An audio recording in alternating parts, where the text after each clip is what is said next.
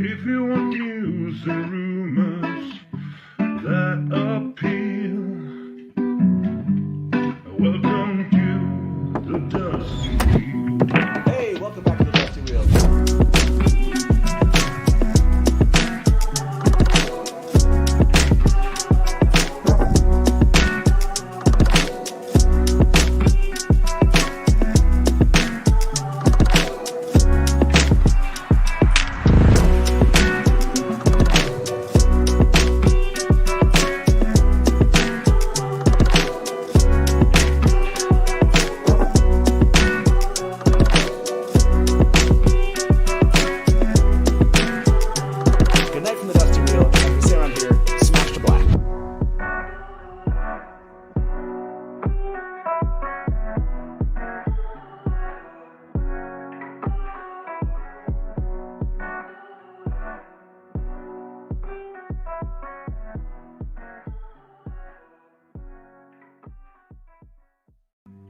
If you want news and rumors that appeal,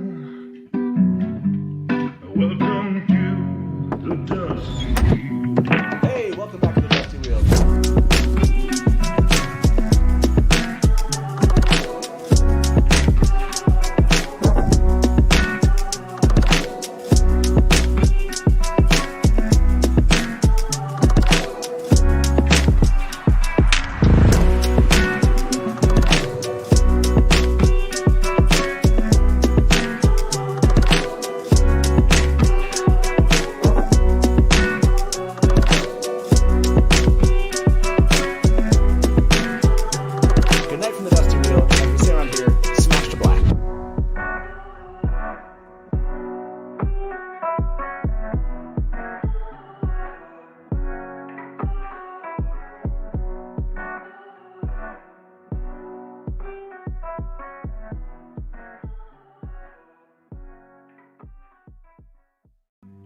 If you want news and rumors that appeal, welcome to the Dusty Wheel. Hey, welcome back to the Dusty Wheel. Hey, welcome back to the Dusty Wheel. I'm your host, the Innkeeper, and this is our live call and talk show all about the Wheel of Time. We're back on a Sunday, which I feel like has been months, if I'm remembering correctly. We have not done a live show here on Sunday afternoons, and we're back for a special new reader deep dive with some special guests that I will introduce shortly. But before I do that, I want to remind you all what's coming up here at the Dusty Wheel, because this is an important week we got coming up, everybody. If you recall, we've been talking about this a lot. Yes, the Wheel of Time Song Parody Challenge begins this week. We have 3 episodes coming up, Tuesday, Wednesday, and Saturday. Rounds 1 and 2 of the semifinals will break down 67 submissions from Wheel of Time fans that have built or created videos, if you will, about Wheel of Time song parodies. And we'll break those down to the finals for Saturday at 12 p.m. Eastern, where we will crown our top 3 and get those awesome prizes out there. You've seen some of them, like that leather work that Trian did. It was amazing. So anyways, be back with us on Tuesday, Wednesday, and Saturday. Tuesday, Wednesday, we're going to start like an hour early. Those are 8 p.m. Eastern versus 9 p.m. Eastern. And yes, please do be there voting for these submissions. They've put a lot of work into these Wheel of Time song parodies. This is our 2nd year, and it's going to be a blast. So make sure you're there. Okay, that's it for everybody. I know you're not here to talk about Wheel of Time song parodies. You're here to talk about Nerdy Nightly. So let me welcome them to the show. Welcome, both Nerdy and Claris. How you doing? Hi, we're great. How are you doing? This is awesome. I know fans asked us to do this like back in January or something. They were like, you guys need to do a show together. Sorry it's taken me so long to get the invite out, but thank you for being here. Well, that was intentional on our part, because we did one, we did our watch along, or not our watch alongs, but our like reaction to the show.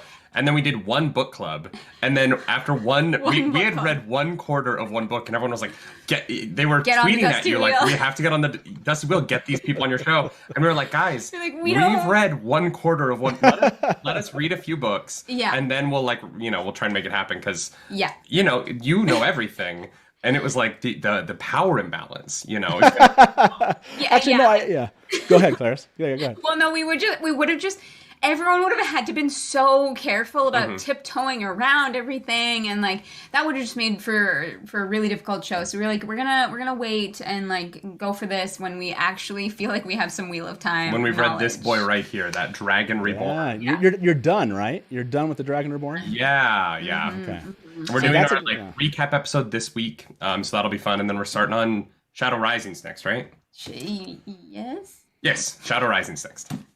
It's a good book. It is. I won't say anything else. For those of you that are watching, try not to spoil anything here in chat. I think I put a warning up in chat. We are going to be talking about the Wheel of Time books and TV show today, up through the Dragon Reborn. Please do not tease out theories. I will be like super extra conservatively careful about that. Like I didn't even just talk about Shadow Rising at all or say anything about the book. I was just like, no, I'm not going to tell you. Just read it and then we'll talk about it later. So I kind of want to know, before we jump into your reactions to the TV show, which is how you got into this, and then also the books themselves, I just want to know a little bit more about Nerdy Nightly. If anyone here is watching that has never seen Nerdy Nightly, how do you explain what is the Nerdy Nightly channel? It's two nerds being chaotic and nerdy about nerdy stuff. Yeah. Yeah, so Nerdy Nightly started in 2014, actually, as an idea a friend and I had at New York Comic Con. And I knew I wanted to do something with like the name Nerdy Nightly. I love alliteration. And so I went and I got like all the socials. And then I was an actor at the time, and so I ended up going on the road for a few years with a bunch of different shows, and I never did anything with it. And then in 2018, I got back from a gig in Japan. I was there for 4 months, and I told my agent I did not want to go on the road for a year. I was like, I'm going to settle in New York, and I'm just going to like sit here for a year and just kind of like actually have a life for the first time in a while. And so I started a podcast. So the Nerdy Nightly podcast started in 2018. And it was just me every Monday talking into a microphone by myself. Occasionally I would have interviews with some people from Broadway who were friends of mine. And yeah, it was just a podcast I did for a few years. And then Clarissa and I actually knew each other in high school. We danced with the same dance company when we were in high school. And we hadn't seen each other in 10 years, but we booked this Jersey Boys contract on a cruise ship together. So we booked the same gig. We reconnected. We fell in love, and we were like, well, we're going to go start our life together because COVID hit, and the cruise ship obviously got shut down. Yeah. That was a whole thing. So we had both grown up in Calgary. We went back there because neither of us had apartments, right? We had been planning on being on a cruise ship for like 7 months. So we didn't have apartments. We went back to Calgary, lived with David's family for 6 months. We'd only been dating for 5 weeks. When I was like, hey, we didn't get fired. We got laid off by the ship because they were shutting down. Yeah. And I was like, so you don't have anywhere to go. My parents have room. Like, do you want to come live with my family a month into our relationship? And then we got married 5 months after that. Yeah, we did. But yeah, and it was in the middle of COVID, and I had been a streamer on Twitch before I left for the cruise ship for about 7 months-ish before I had to leave. And we were kind of going a little stir crazy in lockdown, and I was like, I want to get my computer out. I want to start streaming again. I want to do this. And David was like, well, like, I have this whole Nerdy Nightly thing that I did do that I would love to bring back, and maybe I can also get into streaming. And so we kind of like pooled our resources. Yeah. And Nerdy Nightly became our thing. Yeah. Where we live stream over on Twitch. We do like nerdy video game stuff. And then on YouTube, we do reactions to trailers. We do spoiler chats regarding TV shows and things like that. And that is actually how we found the Wheel of Time. Was that we started doing spoiler chats for the TV show because before that fantasy. we did it. We were chasing that like trailer reaction grind, right? Where anytime a trailer for anything came up, and so there was this Wheel of Time trailer, and it, I'd always heard of Wheel of Time, but Wheel of Time to me growing up was always, oh, it's like Lord of the Rings, but it's 14 books. Yeah. I've heard that. I've probably given that explanation before. Yeah. Yeah, and so 14 books to me was always a no-go, especially once I moved to New York and I was like, I don't have 14 books worth of room. Like, I own 14 books because my apartment's so small. Yeah. Like, I can't fit 14 more novels in this apartment. So I'd never read it, but I'd always heard of it. And so the trailer popped up one day, and I start every morning by checking to see if there's a trailer that we should do a reaction to. And I was like, babe, like, have you read Wheel of Time? No, which is surprising because it's just right up my alley. Like it's all the things that I love. So yeah, we reacted to the trailer and that popped off. So that was at a time when we had like, I think we only had 3 videos over 10,000 views at that point. Yeah. And that one was our fastest video to 10,000 views at that point in our channel. And there were just a bunch of new people coming to our channel being like, hey, like, wow, you guys are really into this. Will you watch the show without reading the books? And so we had people in the comments of that first trailer reaction being like, don't, because we had said in the trailer reaction, like, oh, maybe we'll go pick up the books. This looks great. Yes. And there were people in that video going, hey, don't read the books. Watch the show fresh and give us that perspective. And we were like, okay. That's sure, cool. I didn't realize that it was that it was actual fans saying, don't basically taint your reactions to this. Don't know anything going in. We want to hear that first. So, okay, that's really cool. Were you able to avoid anything like, when it comes to like knowing that, did you know anything about the Wheel of Time other than the trailer stuff before you saw the show? I knew a couple of, that was at a point where I was reading every comment on the channel. I don't read comments on Wheel of Time videos anymore. And there's so many spoilers. There's so many spoilers. Like our Wheel of Time, well, and honestly, like there's a lot of comments that are like, just like mean now. And so it's easier to just kind of ignore them. I still read every comment on every video that isn't a Wheel of Time video, but the Wheel of Time ones, I just don't want to get spoiled. So yeah. But back then, there were a couple of things I knew going into the season, but nothing major. And honestly, like it was at a point when we had so much going on that I would forget things. Like if I read the comment, like it didn't stick in my brain because it was a bunch of words I didn't understand. Yeah. And I had heard of the Wheel of Time, but I don't think I knew a single thing about the series or even really knew anyone personally who had read it. I was always like the nerdiest out of any of my friends. Like most of my other friends didn't even like reading, whereas that's like I loved it. Yeah. So yeah, I had no secondhand knowledge really of the Wheel of Time, and so we did this reaction. We started talking about the show when it came out. And honestly, what's up, internet? My name's David Webb. Oh, what was that? Were you opening our video? That is. Oh, so I got to show this to everybody while you're watching. Everyone's loving this. So this is one of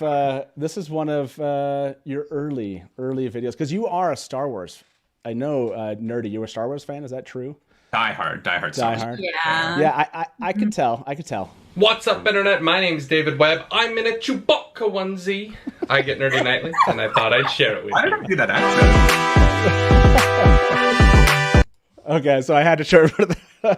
Yeah, so these are that's some geekery there. I like it. That was the first YouTube video I made.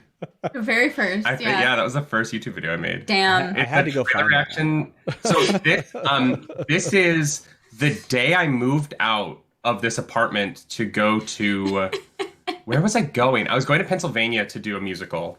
And so there's no chairs in I was sitting on a box of my stuff that I was about to move into storage, and my laptop was like propped up on the bed frame that was being disassembled, and I was literally, and that's why everything's on the floor behind me, is because I was literally like moving. The trailer dropped as I was packing, and so I just was like, well, I guess I'll just do this, and yeah, that got like 100 views, and I was like, my first YouTube video got 100 views, and now videos get 100 views, and I'm like, I made the worst thumbnail ever. Like, how did I screw this up for us? No, that was awesome. I had to go back and start looking into some of like where it all began kind of questions. Yeah. Are you also a Star Wars fan, Clarice? Yes, definitely. Star Wars is not my like first and foremost. Like I haven't read all the like books and comics and stuff like that side of it, but like one of my favorite movies when I would come home from like I don't even know, like kindergarten, was Return of the Jedi. Like I would grab that VHS because my dad had them, and I would watch that movie over and over again. But I don't know like the kind of outside the movie lore, if that makes sense. Yeah. Sure. Yeah, my big thing was definitely fantasy. I was a huge Harry Potter nerd growing up. My favorite book was Aragon. I read that thing over 30 times. That whole series I love, and I love The Lord of the Rings. Like, and so Wheel of Time is like very similar to that, and I've been loving getting back into that kind of stuff. Yeah, so when it comes to other, I know obviously you're both readers and fantasy geeks. Is there a favorite other than obviously the Wheel of Time? Because I know you're huge fans now, right? So other than the Wheel of Time, like what are your? I mean, it's Star Wars or anything else out there that you're big fans of, kind of in the same genre? I'm a lifelong reader of Game of Thrones. So like when I should have started reading Wheel of Time, when I was like. My mom gave me The Hobbit and The Lord of the Rings in this like 4-pack that had been hers when she was a kid. When I was like 6, I was a really young reader, and so I blazed through those. And I think I was like 7 years old. I went to the library and I was like, "What's like The Lord of the Rings?" Like I love those books, and the librarian handed me Game of Thrones, the first Song of Ice and Fire book. That is not. Who's that librarian? Like I would never. That's an impressive connection. I don't think he'd read it. Like I think that he was like, oh, like Game of Thrones. Like they're because they're kind of the same genre, kind of. You know, I would put them both in like epic fantasy. They're just right. Books don't have a sticker on the front that says how old the book is for, right? There's no like rating system for books the way there is for a video game. So I understand that it's hard to kind of, unless you've read Game of Thrones, which is a long book. And so I got caught up in the George R.R. Martin thing where I read Game of Thrones and then I spent my life waiting for Song of Ice and Fire books, and I'm still waiting. You will keep waiting, I think. Yeah, I'm like Fiona in the tower in Shrek, just like waiting and waiting and waiting for something to happen. And so, you know, Game of Thrones to me was kind of my fantasy series that I was reading as the books were coming out throughout my childhood. Yeah. No, makes sense. How about you? Yeah, I absolutely love The Lord of the Rings. I feel like I could recite those movies, you know, like I adore them. And I remember, I'm pretty sure I was 6 when the first one came out, and I saw a trailer for it or something. I was 6 years old, and I begged my mom to let me see it. I want to see this movie so bad. My mom's like, "You're gonna have nightmares. It's like gonna be really scary." I was like, no, I have to see this movie. And I loved it. Like it was everything that I loved in a movie. And I still love those movies. I watch them, you know, whenever I feel bad, or I do like marathons with friends, and it's the best freaking time. But yeah, I totally grew up. My mom is a librarian. I grew up on books. When I was younger, I read a lot of Cornelia Funke, and there was this like unicorn series that I read that I can't even remember the name of, but you know, there was like My Little Pony. 20 books. No, it was not My Little Pony. But yeah, and then Aragon. Aragon was the one. Wasn't there a cat? Yes. But that's more embarrassing because that was high school. If you've ever read the Warrior books, they're about warrior cats. Yes, my daughter is a huge, like, she is a hardcore fan freak. As much as I love The Wheel of Time, she loves those books. Absolutely, Yeah, I love that. I found them in high school. I don't know how, and I read like there's so many, like dozens of them. Yeah. I don't even know how many I've read, but all about the fantasy stuff for sure for me. But Nerdy actually got me more into the superhero side of stuff, which we cover on the Nerdy Nightly channel. Sure. Yeah, I'm the like well-rounded nerd. Like because I was the kid who would just devour. I had a tough time with other people as a kid. Like and my family will straight up tell you this the first time they meet you. They're like, yeah, David, he struggled with people, especially at a really young age. It took me a long time to kind of. And some really like excellent therapists help to figure out the social skills necessary to like spend time with people in a way that was productive for both sides. And so growing up, I spent a lot of time in fictional worlds. And, you know, it's tough now because Harry Potter is, you know, tainted by the writer. But Harry Potter to me was, you know, so much a part of my childhood because I was very much, I was an outsider kid really at a young age. Sure. And I was very small when I was really young, which was tough. And then I got very big, and it was a wide gap between those two people. But I just spent a time in all of the fantasy world. So anything I could read or play, you know, I was that kid that kind of touched all of the nerd worlds. And, you know, I say on my Twitch bio, it's like there's not an aisle of Comic-Con that I don't feel comfortable in.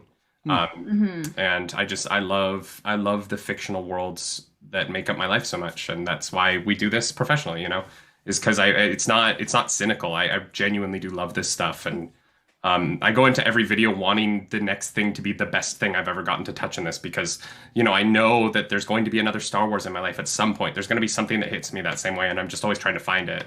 And Wheel of Time kind of has been that. Like, there hasn't been a new fictional world to me that has made such an impact as this one in 100%. A long time. And especially because, like, we both were huge readers when we were younger, but we both went into this life of acting, theater, that kind of thing. And for me, and I'm pretty sure it's very similar for you, I barely read as soon as I, like, graduated high school and moved out. Like, I had no time and no money, and, like, you know what I mean? And so being able to now have a dedicated book club to Wheel of Time, like, I have reading that I got to do every week, but it's like, it's awesome. Like, I love that I have worked that into part of, like, the job. Because I did not realize how much I really missed reading.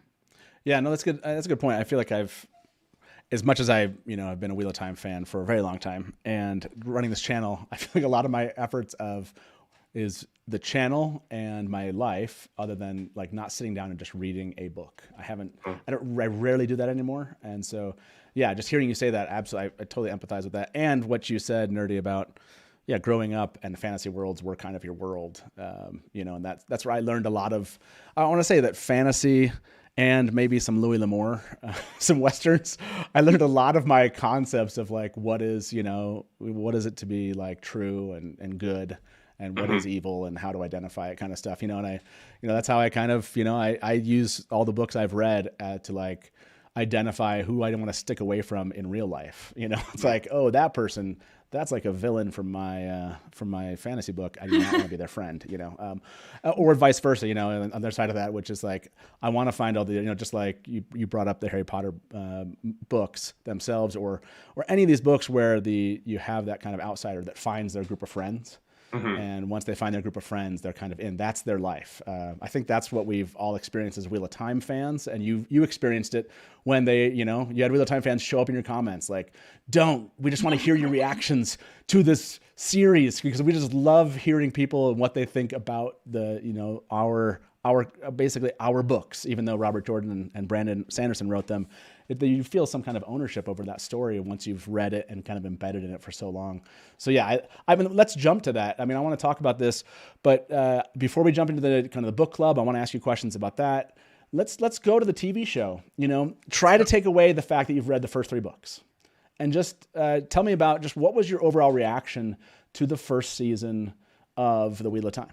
Well, I have to say, like, right off the bat, because now I do have a lot of criticisms of the show, but that aside, it was a really nice light at the end of 2021, this show, because there was so much that I did get out of it and enjoy, and I had been wanting that new fantasy series and, like, something that I could really, like, latch onto, and that was Wheel of Time. And in the moments, like, there were certain things that we were critical of, but for the most part, actually, it's funny, the Wheel of Time community online has definitely been one of the most amazing and welcoming, because we've made a lot of content about a lot of different things, and, like, you can't say anything bad about Batman, otherwise the DC fans will, like, flay you alive, right?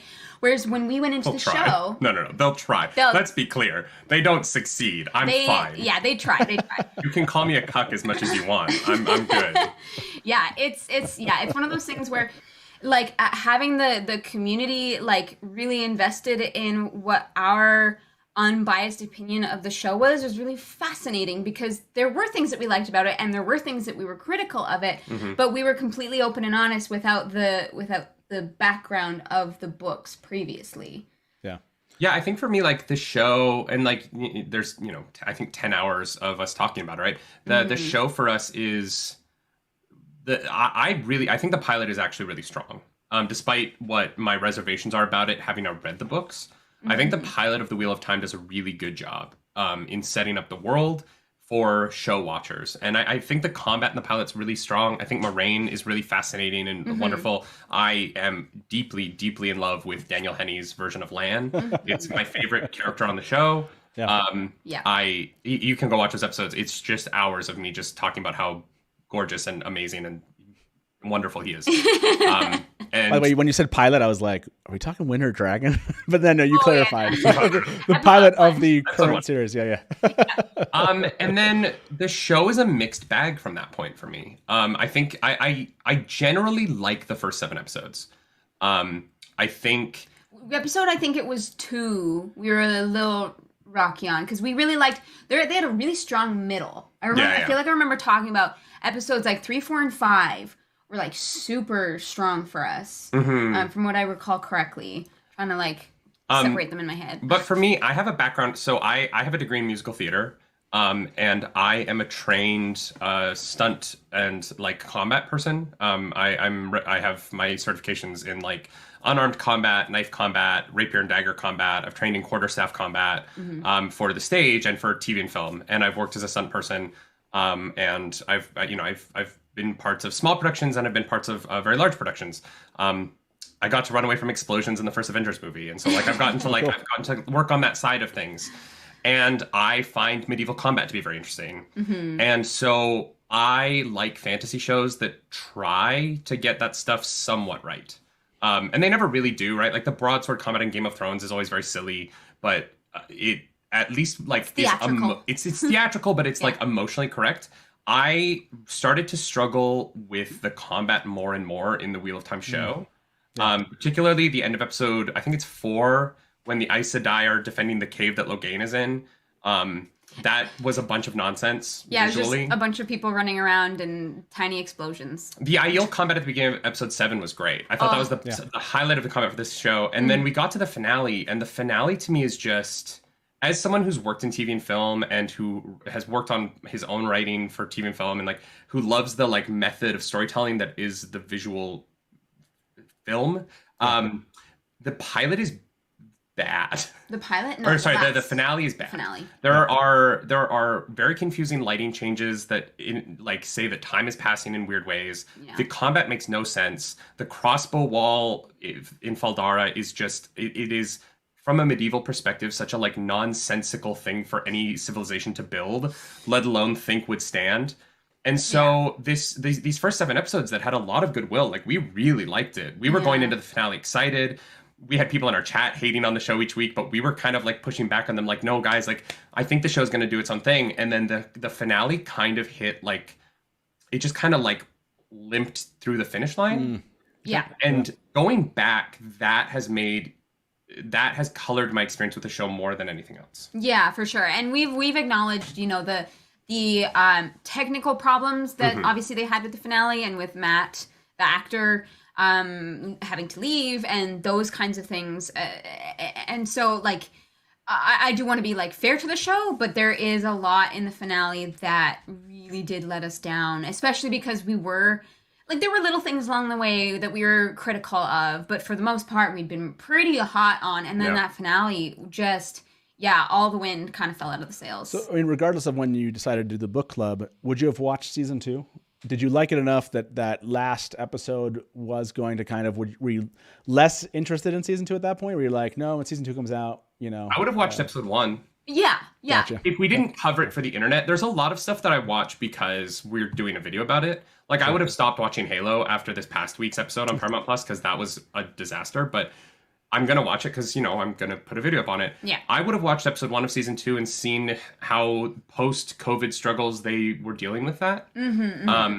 But it definitely would have tempered my excitement for season 2 for sure. Yeah. I think we definitely still would have given it a shot. But Yeah, that finale, we're a little less excited to see what was next. But the finale not being the best was why I pushed, because we were originally going to wait a few weeks and start the book club in 2022. Yeah. And the finale wasn't great. And I was like, you know what?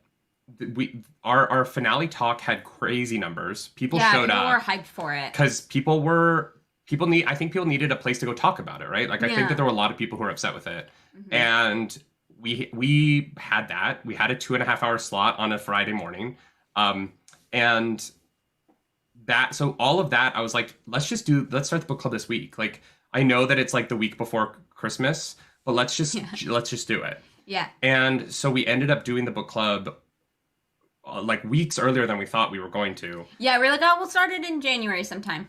And I'm so glad we did, because the book club has become the highlight of our weeks. Like, that is the thing that we schedule everything around. It is that is the pillar of our schedule right now. And it's maybe tell anybody that's watching here that does not know what the book club is, maybe introduce them to the book club if they're interested. Yeah, so we're the hosts of the Nerdy Wordy Book Club, a nerdy nightly podcast, where we are diving deep into the Wheel of Time series, and we'll probably continue past the Wheel of Time series, but we're going to do all 15 books first.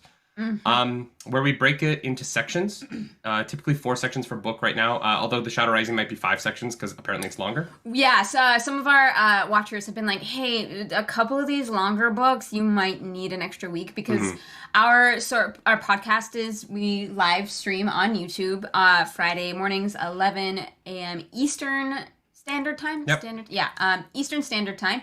And generally, it's about 2.5 hours. It was supposed to be an hour-long show. It was supposed to be an hour-long show when we originally... it is not an hour-long show. It's not an hour-long show. It takes us about an hour to start talking about the chapters we're on. Yeah.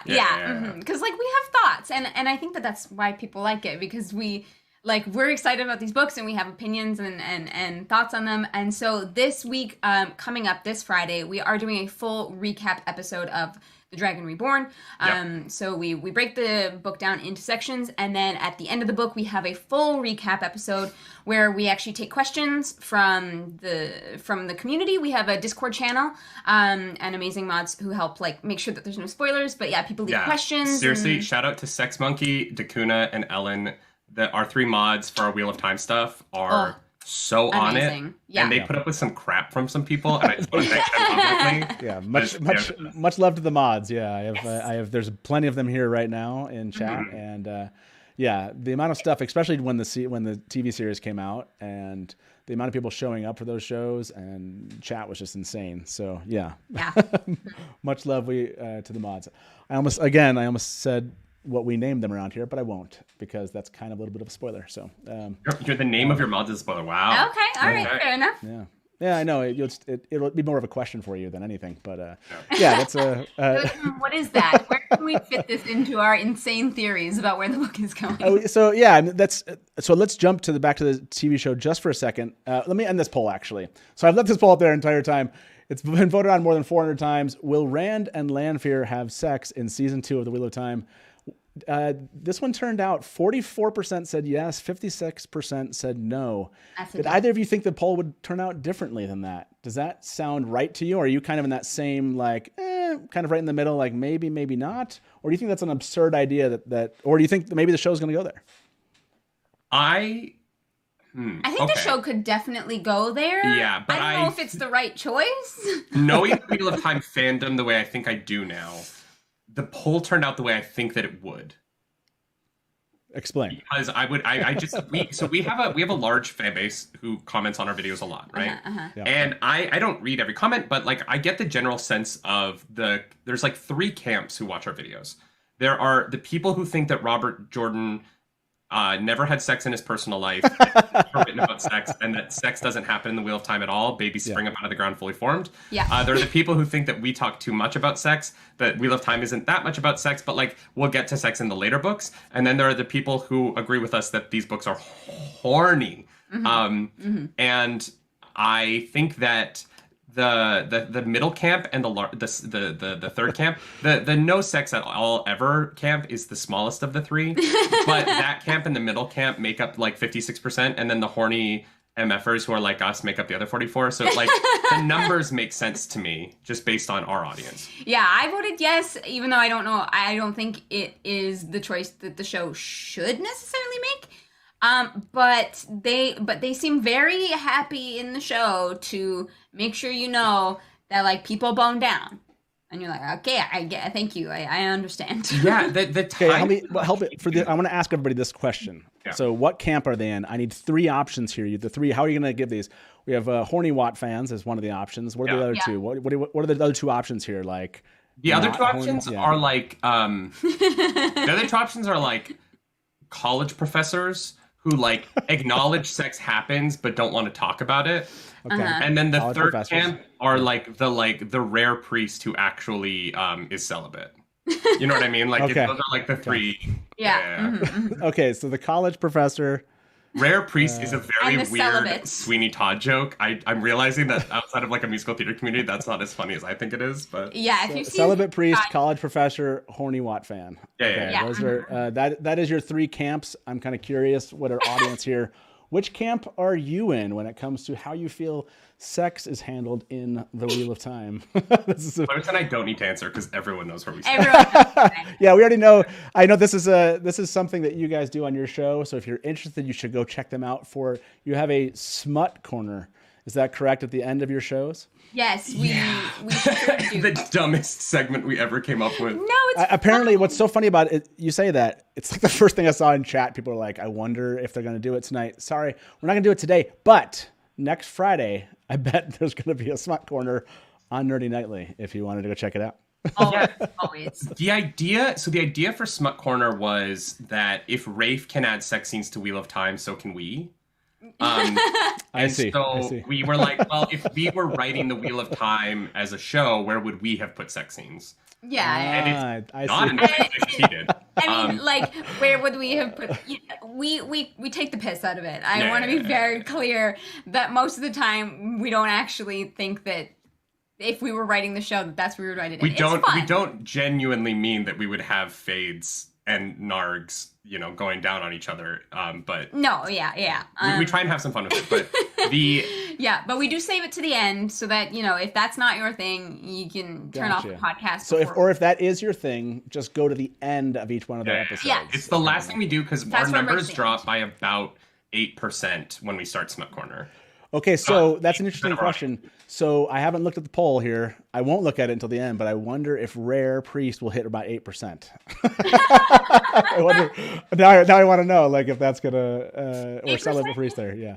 So yeah, I haven't looked yet. I don't want to look because I want to laugh if it turns out to be that way. So okay, so everyone be honest. Everyone in the chat, be honest. Yeah. Don't try to just make it happen. So I know, like you said, the show ended kind of maybe on a note that a lot of fans were not wanting. They wanted kind of this big climactic ending that they didn't get, and maybe it was just the plotting was weird for some, especially for book fans. For the show itself, though, did you have some favorite moments that you look back on? I know you have a favorite character, Lan, Clarice. Who's your favorite character, Clarice? Favorite character from the show version? Favorite from the show version. That's tough because it's probably also Lan. You guys are huge Lan fans. That's good. You have no idea. We would just be talking about Daniel Henney. We would wake up and just start talking about Daniel Henney like the show there. I can't wait to see what he's doing next, man. That guy. Yeah, he's so talented. He is really, really good. Although I do have to say, like, I also am a really big fan of Rosamund Pike as Maureen. She gives me chills in like the best way, like that I think that an in real life Maureen would, Yeah, I know. One of our long-term people, Rock Mage, is in the chat, and he's very upset at how tall she is. But other than her height, I think she's really brought Maureen to the screen in a really wonderful way. Yes, for sure. Although having said that, because we weren't book readers first, Maureen and Lan were really the center of the show for us. Because definitely. The show really set, because they start the show, obviously, which is a lot for an audience in terms of who you connect to. But then, just having characters who know what's going on a little bit is nice in a show. It's nice to kind of watch someone understand things as opposed to just be confused all the time. Yeah. And so, whereas, you know, when you're reading a book, the confused character, you get their inner thoughts and you get to watch them kind of figure things out. You don't get that as much in a show. Mm-hmm. And so Moiraine and Lan really became the center of, you know, our watch of the show. And so when I read the first book, I was actually surprised at how little Lan was in it, because Lan is like the main character to me. Lan is the most important character in the show to me. And then I'm reading the book, I'm like, oh, he like just disappears for like 6 pages, and he's just like riding around on his own. Yeah. And I was like, God, he sounds like my stepdad. But well, you know, we would go to Vegas, and then like we would go do things, and Kim would go gamble, and then he would come back with like $1,000 and be like, I won, we're going to dinner. And I'd be like, all right, well, I'm glad you had your alone time today. Thanks, Kim. Yeah. Oh man. He wore the same tank top that entire trip every single day. Yeah. That's a good analog to Lan. I like it. Mm-hmm. I don't know. Lan gave Lan. me like stepdad. Yeah, like stepdad on the road trip vibes, where he's like, I'm gonna get you there safe, but I need you to not talk to me while we do it. I like that vibe. Yeah. No, I think that's pretty accurate. I don't know that I've ever conceived of Lan that way in the books, but definitely fits that out. Yeah. Just not book the show. one. Just Just book one. After that, he definitely has more of the like almost an Obi-Wan Kenobi vibe with Rand sometimes. Like, you know, he definitely steps more into mentor and you know, into the hearts of Nynaeve, but the heart, she only has one. She's not a Time Lord. That book one Lan is very much stepdad to me. Yeah. So for you coming to the show, having read all the books, who was your favorite character? Ooh, good question. The tables have turned. In the show, in this season 1, huh? That's a great question. I would have to say, of all of the characters, Matt is just, I really like the actor that portrayed Matt. I understand the book differences. Yeah. It's not that I don't recognize those. Matt always kind of, I don't know how to say this, like he owned every scene that he was in. Like he was the person I focused on when he was in a scene, and he had maybe some of the best, my favorite lines, and just the one that I felt most kind of sympathy towards, if you would, you know. So yeah, I liked how the actor handled Matt. And then I would say Nynaeve. I thought Nynaeve in the show, Zoe's great in that role. And so, I think both of those are probably my favorites of all. But that's one of the things that does come true or plays out, I guess, for whenever people talk about the show. Regardless if they hate the show itself, the acting and the actors they chose, most people are like, yeah, they did a good job like getting good actors in. They just wish they would have given them different material to work with or whatever, had different, you know, written it differently. And so I think I've always felt that, like, as I had a chance to meet some of them and speak with some of them, and they're just really good people, and I think they do a great job with the show itself. But yeah, if I had to like call out some, I would probably say those two would be like my favorite in the shows, if you will. Yeah, I think honestly the biggest strength of the show to me is the casting. I think even after reading it, I think everyone does such a good job playing those characters. I think I can't remember his name, the actor who plays Rand, I think struggles the most in season 1, just because I think the character of Rand is a really tough thing to play. And I think that where Barney Harris really shined as Matt was he grounded the Rand stuff a lot. And I think that the best Rand scenes are when those two are together. And that's always an impressive thing for an actor to do, to really like, you can tell when they're helping with some of the lifting of, you know, when you elevate the people around you as opposed to like being above it, it makes for like such a better experience for the viewer. Well, and we talk a lot about how I think season 1 struggled under the decision to make Who is the Dragon a mystery box. Yeah. And so I think that the actor who played Rand had to do this weird thing where he's playing against the plot of the show to try and keep a mystery going that the majority of the people watching the show know the answer to.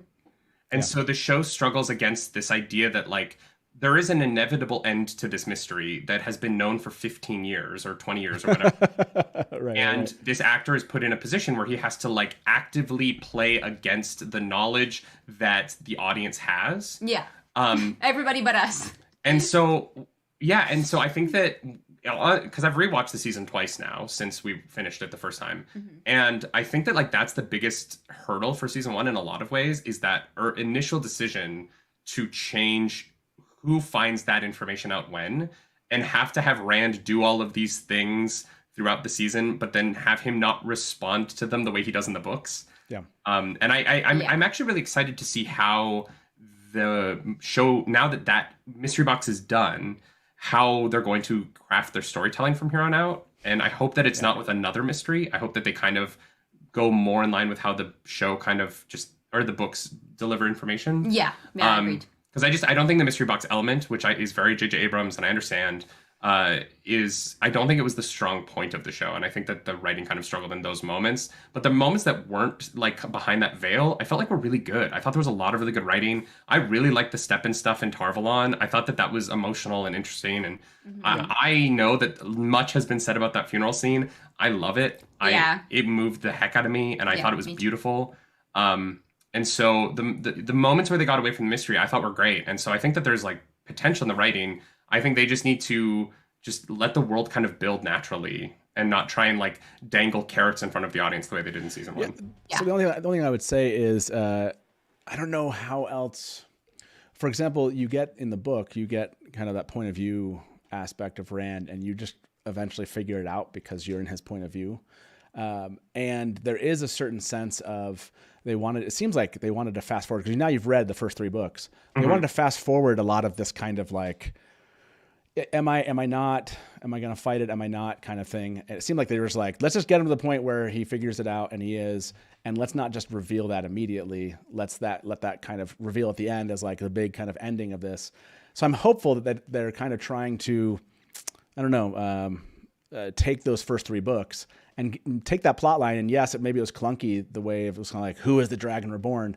But I don't know. Like, I'm trying to think of like, if everyone had known up front, that ending climactic kind of moment of going to the eye of the world seems less like powerful, maybe. I think it's less about like knowing who it is right away, but not making that mystery the like center of it all. Gotcha. Yeah. And that was the weird balance, I think, where they were like, it's about the mystery, like who is it? The show had to cling so hard to the mystery that Perrin never got to do anything, right? Yeah, like, we missed in order to set up that Perrin might be the dragon, they had to they made Perrin a wallpaper character who is just functionally there as a red herring. And we learn nothing about him, and then he doesn't do anything in the finale. And Book Perrin is one of my favorite characters. And so now that because I didn't care about Perrin at all in the show. I was like, I don't know why he's here. He doesn't do anything. And then I read the book and I was like, oh my God, this guy's great. Like, why? Oh, it was because they had to service Perrin's wolf brotherness, potentially making him the dragon. Because in the spoiler chats, I'm like, oh, I think they're holding Perrin back from doing anything because he will be the dragon. And I said that week after week, and I was like, Perrin's going to be the dragon, just you wait. You can go watch the episodes. I say it over and over and over again. I was like, they're literally stunting his development because they want the big reveal where he's the dragon, and then the last 2 episodes are all Perrin all the time, and like we get this big final moment with him. Yeah. Instead, they stunted his development so that it was the red herring of that, and then there was nothing for him to do in the finale. So, I think that they wanted Nynaeve to, is Nynaeve going to be the Dragon Reborn? Oh, is Egwene? And so every character's natural arc that they have in the book, which is about their choices and their decisions, became about, at what episode are we going to hint that maybe this character is the Dragon Reborn? Yeah. Sure. And character development kind of began to spin around this one question that only mattered to Rand and didn't really matter to Nynaeve's storyline and didn't really matter to Perrin's storyline. And it burdened the whole show in that way. Yeah. Let me. I want to go back to this poll really quick because I want to ask people about this. I'm seeing lots of back and forth in chat. So which camp are you in? Actually, it looks like we have fewer of the celibate priest camp that maybe shows up. Because it's the end of your show, so I'm sure you're getting people leaving also. 51% are in the horny Watt fan camp, and college professor camp is actually very significant. And I think this is the camp you're talking also about. That is the 44% here when it comes to, so that makes a lot of sense. I like that you have divined that about the show. As we jump into the books, I want to ask everyone this. Do you like the, whatever we'll call it, the dragon mystery, or the Dragon Reborn mystery? How about that? In the TV show. And because this, I've noticed, I wouldn't be surprised if this is a 50-50. because it does seem, even among book fans, a lot of book fans I know really liked it. And whether or not they executed it well, liked the mystery of it, and a lot of book fans didn't. And then I know fans who have never read the books liked it, and some didn't. More so, I feel like the ones that had never read the books did enjoy it. More so, like if I had to, like, from feedback I got, it was like, no, I liked that part. More than it was like a 50-50 kind of thing. So I'm curious. I'm like already seeing like initial reactions. I'm like, okay, well, we'll see how that ends up here. Okay. Least favorite. Did you have a least favorite character from the TV show before we moved to the books? Was there one that you just thought, just didn't work for you from a character standpoint? I don't remember. Was there a character we didn't like in the spoiler chats? There might have been someone we didn't like, but like I can't even remember now. We've spent so many hours talking about this stuff now. It's tough to. Yeah, I think you made a really good point that it definitely felt like Perrin really got sidelined. Yeah. But it wasn't like that we didn't like the character. There are show characters that I don't like the way they're handled now that I've read the books. Sure.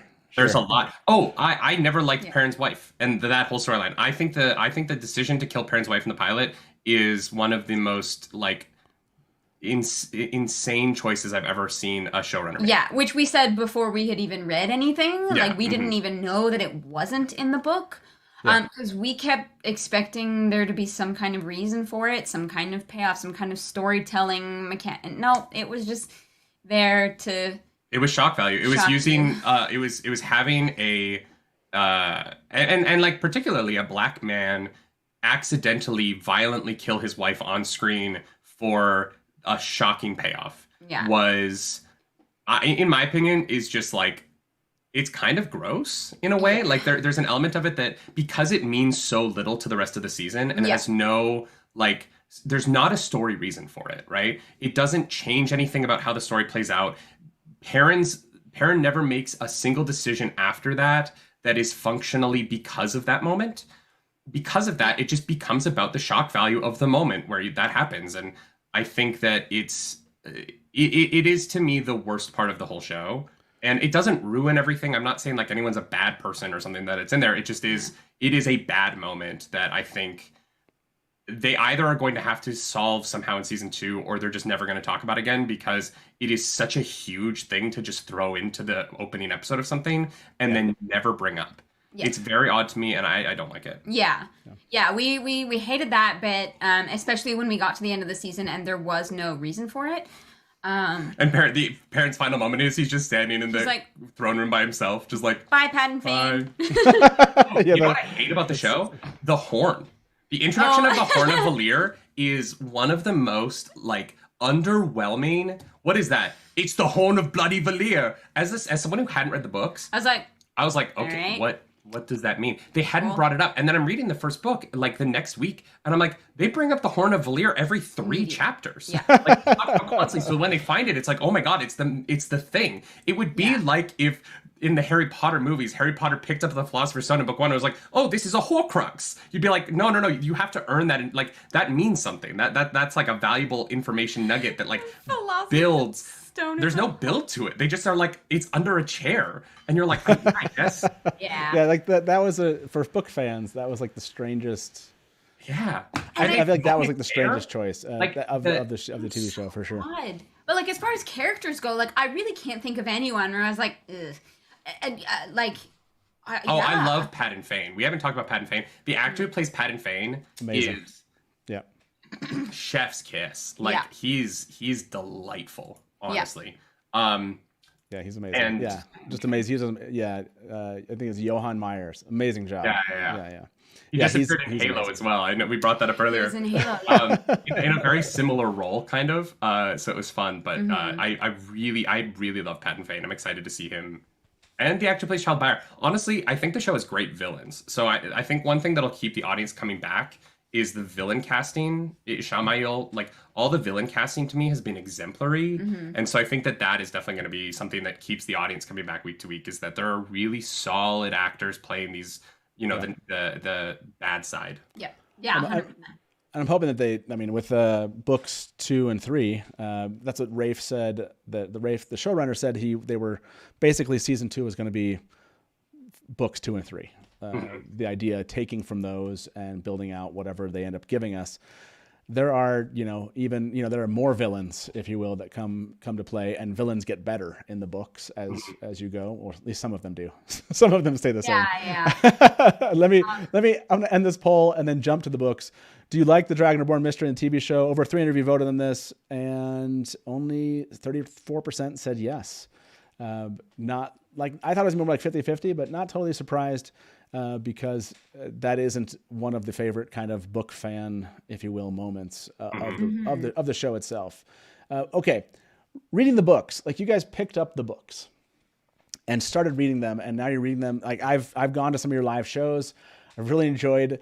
It's a very frustrating experience to be a fan in your live chat, and I don't mean that to anyone out there like don't show. You should have this frustration of like listening to them speculate about what's happening and why things are happening and not being able to say anything and avoiding saying something in chat that would be spoilery.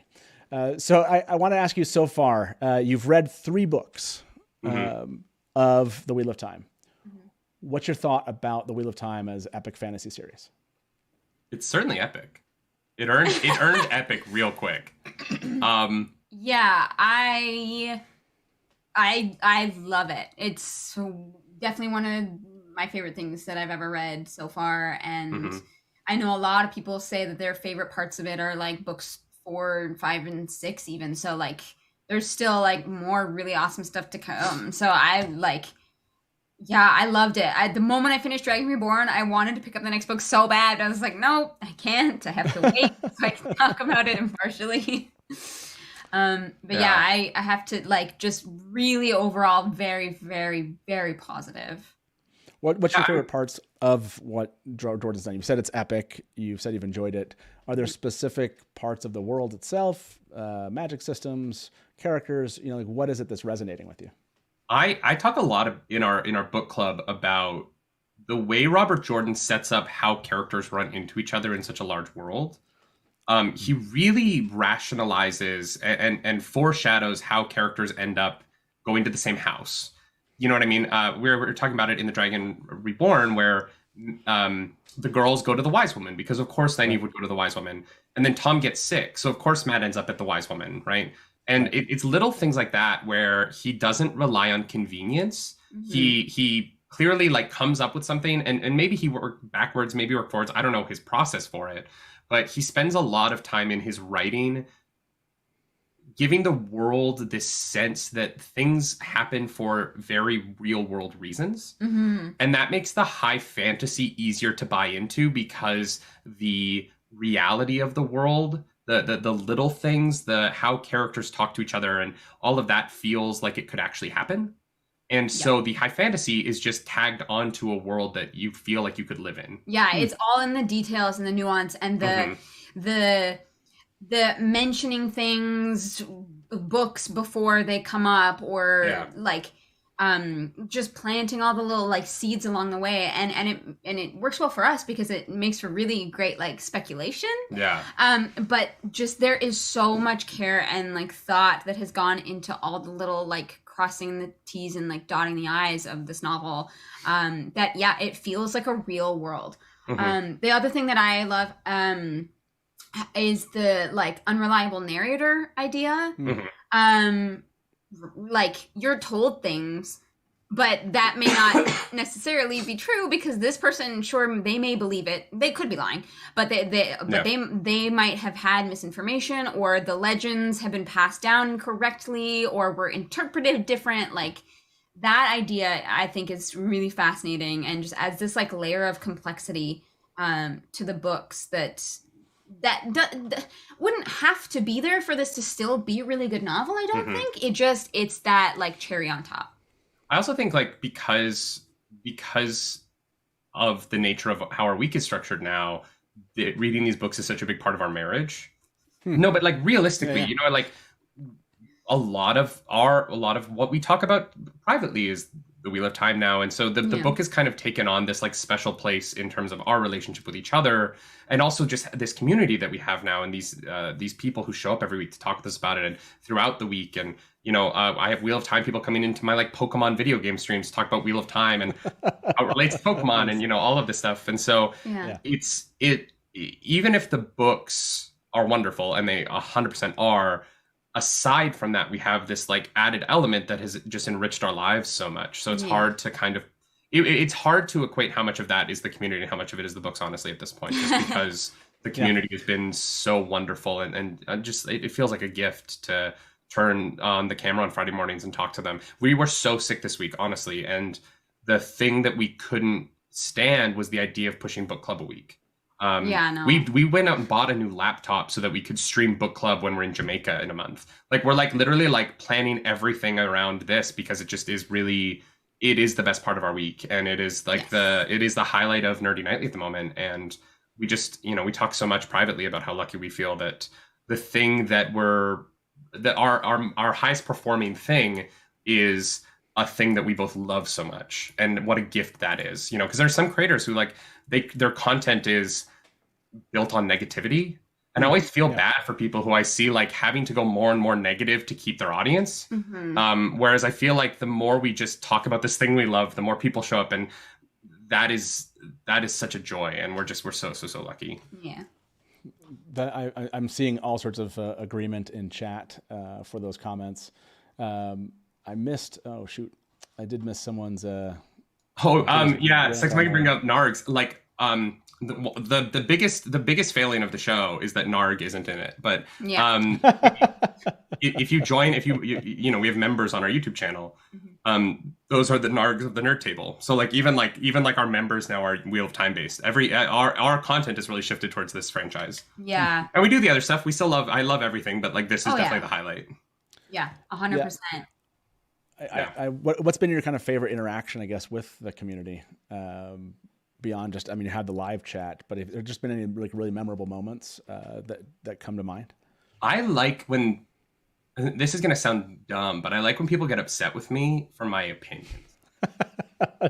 People get like really upset sometimes with things that I think are like silly to be upset about, but they get like in the last episode, I said that I don't really buy that a bundle of fireworks could make a man-sized hole in the Stone of Tyr. And it's become like a thing. And like people are sending me like YouTube videos of like Russians blowing up walls in their backyard. Like, it's been so weird. And so like people love to prove me wrong about stuff. And so I just have been getting weird DMs about like me being wrong about things. And that's been very fun. Yeah. And it's not like, if it's in like a like hurtful way or a mean way, obviously like that's garbage. But like people are like so genuinely like invested in like what we're doing and the community and just having those discussions.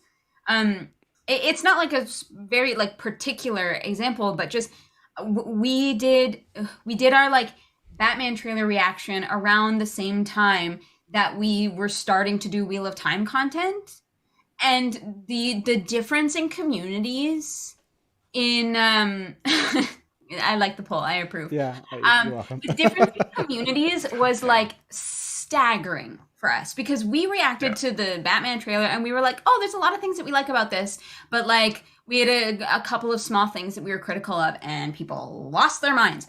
Whereas with the Wheel of Time stuff, we can say like what we think works and what doesn't, and people can have completely rational like debates or conversations about that and like their opinions on it, and just for the most part, like, our mods have to work hard to keep out spoilers and that kind of thing, but no one's in our chat like being dicks to one another for the most part, right? There's the odd one off, but people are just genuinely down to like have a real adult civilized conversation, and that is so refreshing. Yeah. I do wonder if it's just because a lot of those fans that you're talking about have actually been online and talked about this for years and years, right? Everyone got used to Robert Jordan writing a book, and then there were like years between them, and then people would go online and talk about them. I would imagine, I don't know how the Game of Thrones communities were and how it is in like on YouTube talking about the show. But I know Wheel of Time fans know that the books are not perfect. And what I mean by that is we've all said like, Robert Jordan made this mistake and I hate this, how he does this. And why does he have to keep on doing this thing? And he just doesn't do this, particular thing well.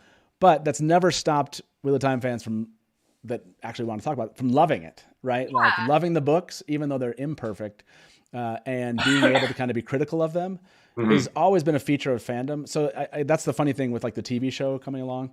It's like, I have no problem like disagreeing with Robert Jordan's choices in his own series or Rafe's choices in the TV show. That doesn't mean I have to hate either the TV show or the books, right? Like in the end of the day, like I've learned to really like parts of the Wheel of Time that are really meaningful to me, and not like I have to go out and defend the things that I hate so yeah, that's what I would guess that's what you're running into as you're noticing that a lot of fans are used to being pretty critical about their own series, but they still love it. And so they love to hear you be critical about it in ways that maybe they're familiar with, but you're still enjoying it, if that makes sense.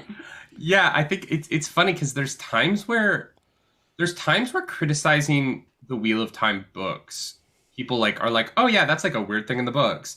And then there's other times where we'll say something innocuous that I think like isn't that controversial, and people will respond as if Robert Jordan is like, he wrote the Wheel of Time from the Word of God himself, and that it's biblical scripture. Like that, I just like offhand a few episodes ago, because Matt beats up Galad and Gawain with the quarterstaff, and I was like, this dude is like, he just woke up out of a coma. I can't believe you're about to say that you dissed this or something. This is fandoms.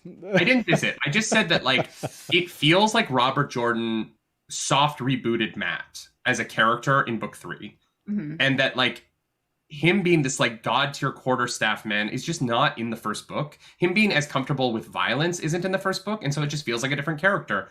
And people were like, well, actually, like I just got to death by the internet about it, and I was like, I didn't think it was that. It felt like a soft reboot to me. Like I to make him more interesting for the rest of the series.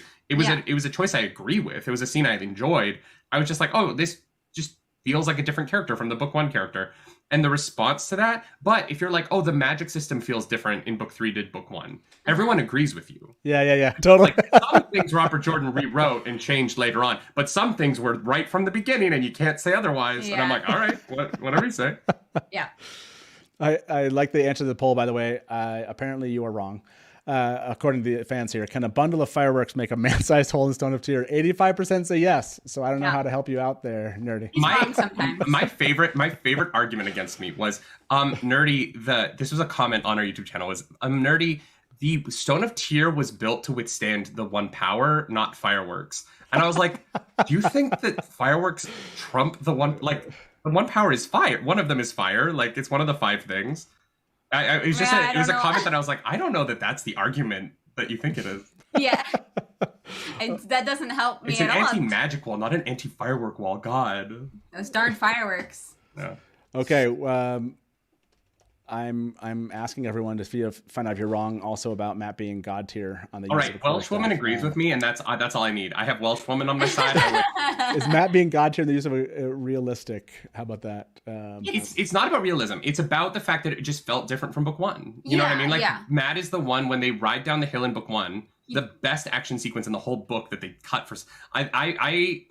I was lying. So she generally reads the books first, and then she'll play Stardew Valley and upstairs, and I'll lie on the couch and I'll like yell at her things that I like as I'm reading.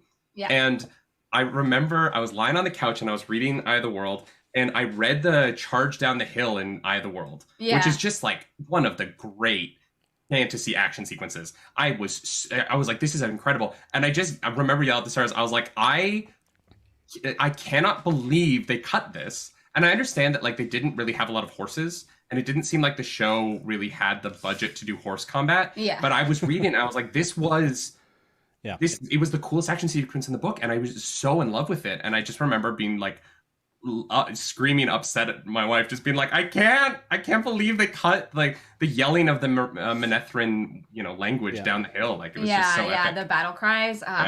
Yeah, we definitely missed that, unfortunately. But I feel like they're going to have to bring some of that into the show, because Matt keeps doing that. Yeah. Matt just keeps speaking in the old tongue and like. What? Sorry, what was that? But we've also been talking about like how do you turn book 2 and 3 into one series? Like, okay, I want to ask you both that. Have you had ideas? Like, so take book 2 and 3. Yeah. What do you keep? What do you cut? Are there some obvious? I mean, we don't need to go like character plot by character plot, but are there some big things here? You know how both of these books end. Do you feel like you can keep both in there? What was that? And they both have the same plot. Yes, there's a very similar. There's a great similarity. So you could literally meld them into one storyline by having the Sanshin invade Tyr. Yes. And so have the battle at Falma essentially happen at Tyr at the same time. That like just literally meld them into one thing. Yeah, like have Liandrin and the Black Aja at Tyr instead. Only have Egwene get captured once instead of the 4 times that it happens over these books. I made my favorite joke on Friday where I said that if Egwene gets captured 3 or 4 more times, she's going to be the Emerald Seed. Yeah. Because every time she gets captured, she like unlocks new superpowers. Learns things. Right. Then I said, I was like, well, in her accepted trial, she literally does get captured and is the Emerald Seat and gets a new power. Up. Yeah. Like, Egwene is playing. Egwene is in a video game. Yeah. She gets a new like perk point that she gets to use and unlock a new ability. It's great. I honestly think the Sanshin are the weird part for me because that's going to be the toughest. I don't know how they're going to handle it. Mm-hmm. I think that we've talked a lot about Egwene and the Collar and how this production in particular seems to want to handle things like that, and I don't know how they're going to. Like the idea of the Adam is really it's a rough read. Like those chapters are a rough read, and visualizing that is going to be really hard. And so I think that it'll be cut because I just think that especially with the choice that they've gone with the ball gags. Yeah. Like having your like main character not be able to like speak or in particular her being this is where the race casting of the show becomes a little bit tricky is that Egwene is played by a woman of color and Liandrin is a very white blonde woman, and if they have Liandrin sell Egwene into slavery, the visual of that will be triggering for people. Yeah. And that will be a visual choice that they're going to have to handle in a very particular way in order to do it. Not get canceled for it. You know what I mean? Like that is just I don't know if they're equipped to like navigate that because it obviously it is a very complicated subject. And so I don't know if they're going to even want to delve into it. Mm-hmm. And so that's why I don't think we're going to see Egwene like colored by the Sanshin, but I do think that somebody will be because we have to learn about them. I am assuming they come back in later books. I don't think that they're done. So I just think that the way that is all handled will be it'll be handled very differently on this show to avoid that. Yeah. Because if I was honestly if I was show running Wheel of Time right now, I wouldn't do that part. Yeah. I would write around it in a way to not visualize that, just because even if I came up with the perfect way to do it, the cultural conversation around stuff like that right now is a very hot button. Yeah. And it's gonna be tough. I mean, it's gonna be tough to ignore. Like, I mean, you've met the Shan-Chan in The Great Hunt, and the Damane and Soldam, their relationship is regardless if you use collars or a ball gag or whatever it is, you know, that is clearly a part of their society. So it's like, would you cut that entire concept out? And if you did, that would be, I don't know, it would certainly change the Shan-Chan as presented in The Great Hunt, you know. It's hard but they've already changed it, right? Like in that post-credit scene where we see them throw a tidal wave at an empty beach for some reason, the most baffling end to a show I've ever seen ever was not having read the books, getting to the end of season 1, and then there's ships that push a tidal wave at a single child. I was like, what is... It was It was a choice. What is happening? I genuinely, and like now I understand they're the Sanshin and they have the one power and whatever. Yes. But like in the moment, I was literally sitting there like, this was so weird. Like, why not just cut to black, do credits, and then throw this like in the middle of the credits? Why cut from Moiraine to this? It was just weird. But yeah, it was weird. It was certainly a weird kind of portion of that. It seems like to me like they're already including it. I totally understand that there's but the leashing isn't there. The girl the Soldams have the ball gag in, and they have like their like chest piece that I guess is gonna be the collar, but there's no like physical like leash in the show. It just seems to be, I think that what they're going to do with the show is they're going to have the Soldams who come over with the Sanshin will be culturally trained to behave the way that they do, and that they won't be taking women and forcefully enslaving them in the new continent the way they do in the books. I think I don't think you'll see any of the main characters be assimilated into the Sanshin the way that we do in the books. I think they'll avoid that by having it be a cultural thing that like the Sanshin do in their land, that they come over and their channelers do that, but that it'll be a more combative relationship rather than an attempt at assimilation. Yeah, it's gonna be interesting to see what they choose. I mean, we're gonna see it in season 2, that's for sure. I agree with this. This was a weird way to end the show. Even knowing the Sanshin were coming in, I still don't get the girl on the beach thing. I want to ask. Yeah, it's just it's this weird thing of like, oh, we're gonna raise the stakes by murdering a child you've never met before, and I was like, yeah, it why? Like, why? Made no. I was like, why? That seems like a lot of effort to do nothing, right? Like you can. It's not like they're like washing something away. There wasn't even like a town that they were getting rid of. And then when you read the books, the Sanshin don't just like needlessly destroy everywhere they go, right? Like they are intentional about things. And so it seemed, if it was a post-credit scene, I would have been fine with it. It was just that they put it on the end of the show. Yeah. And so it took away from the final moment with Moiraine and Lan in a way that I was like, no, like end there, cut to credits, then throw it in 5 minutes later. And it's like the fun post-credit stinger. As opposed to like the way that it cuts, and maybe this is just because I edit video, but like the way that it cuts, it feels like what Moiraine is saying is about the next scene, and it isn't. They're so unattached to one another, and so that I think is why it's so weird to me. Yeah, if the Sanshin hadn't showed up at the end of the episode, to be honest, I would have, I think, understood a little bit better. I think that book 2 and 3 could come together without the Sanshin, and you could compile that story a little bit more. But the fact that we know that they are for certain going to be a part of the next season, unless it would be really weird if they weren't. But like having them in the picture actually, I think, makes things so much more complicated, because there is so much territory to cover here in these 2 books, even though they're like literally, like the physically, there's so much territory to cover, right? Like yeah. There's gonna be a lot of fast traveling. I'm a little concerned in terms of like, now that I know the characters and I love them, I'm worried that for season 2 it's going to be harder to not think about what gets cut. Sure. Because right now I feel like I didn't worry about it for season 1, but now I'm like, there's a lot of Perrin stuff that I really love in the book. You're now in the position of a book reader. Yeah. now you're like, I definitely saw that in your reactions as you were reading the books. I watched some of the early shows of the Eye of the World, and you were like, why did they do? You were very like passionate. You both were very passionate about like, why would you not give us X in the show itself? That is definitely a question for fans now, right? Because we know they're consolidating this down at the most to like 7 or 8 seasons. So I don't understand why. Like, honestly, that's the most confused. This is a thing that these companies keep doing, where they're like, all right, Game of Thrones, it's going to be 8 seasons. It's going to be 72 episodes. They knew that when they signed their contract, right? Like, it's not, everyone thinks that they got to the final season of Game of Thrones and then Dan and Dave were like, we're only doing 7 more for some weird reason. No, they knew from day one.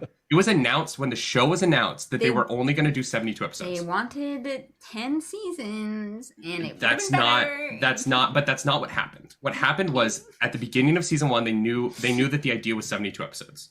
Because at the time, the television landscape was different, and they didn't want to become ER, right? HBO didn't have room for that in their budget. No Grey's Anatomy. Right, and so, but because it didn't work for Game of Thrones, because that method was so messy, I don't understand why Amazon would be like, we're going to do what Game of Thrones did and really just force you to end it fast at the end. Yeah. It's a confusing decision that I think is going to, if the show lasts that long, which I think will depend on season 2, I think whether or not the audience sticks around will depend a lot on the first half of season 2. Yeah. I think that they're going to have to do a lot of work to make sure that they get all of the story in a way that people are happy with, or else this is going to turn into another Game of Thrones where it's like, you technically made it, you got to the end, but a lot of people are going to be left disappointed in the wake, and that's not what I want. I want people to love it, because like, I want to love it. You know what I mean? I want everyone to be happy. I never go into any nerdy thing hoping that nerds don't get what they want. I want nerds to get what they want, right? It's just tough when it feels like there's a mandate that doesn't make sense. Sure. If you're going to do a 14-book season, if you wanted 8 episodes of a fantasy show, just pick a different fantasy book series. Just find something else. If you're not going to give them the time to tell this epic story. Well, I mean, what is it? Game of Thrones is 5 books right now, 6. It's just 5 right now, but it's going to end up being 8 if those 5 ever get written. Those 5 books, and I want to say that they're pretty significant size. I mean, what are they, 800 pages each, or are they smaller than that? At first, I think they were smaller. Maybe they got bigger books. They got big. Yeah, Dances with Dragons is way too long. Yeah, I mean, you look at that and you're like, oh, that's 8 seasons of TV, and it still felt kind of rushed at the end. So you have a 14 book, if not you count 15 book series that are all very long books. Yeah, it's going to be interesting. I agree with you. I think season 2 will be and maybe I don't think about the first half, but maybe first half of season 2 will be the kind of bellwether if this is going to go the distance, if you will. By the way, to that question of is Matt being God tier in the use of a quarterstaff believable?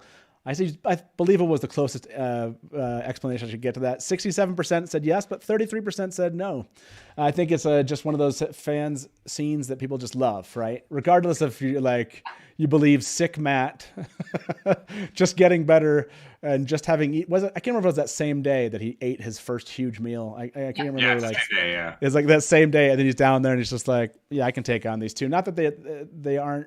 They were good with the sword, obviously, but the fact that he just kind of handled them has always been. It's a great scene. I do hope that Rafe includes it. I think it would be a fun scene, regardless of its right. Like that's one that people would riot if it's not there. Oh my gosh. Speaking of scenes that I think are going to get condensed, I think that Matt gets healed within 2 episodes of season 2. Okay. I don't think they chase the dagger ever, because Rand isn't going to join. So the reason why the dagger and the horn get sent off together in the books is to give Rand a reason to go along the horn chase.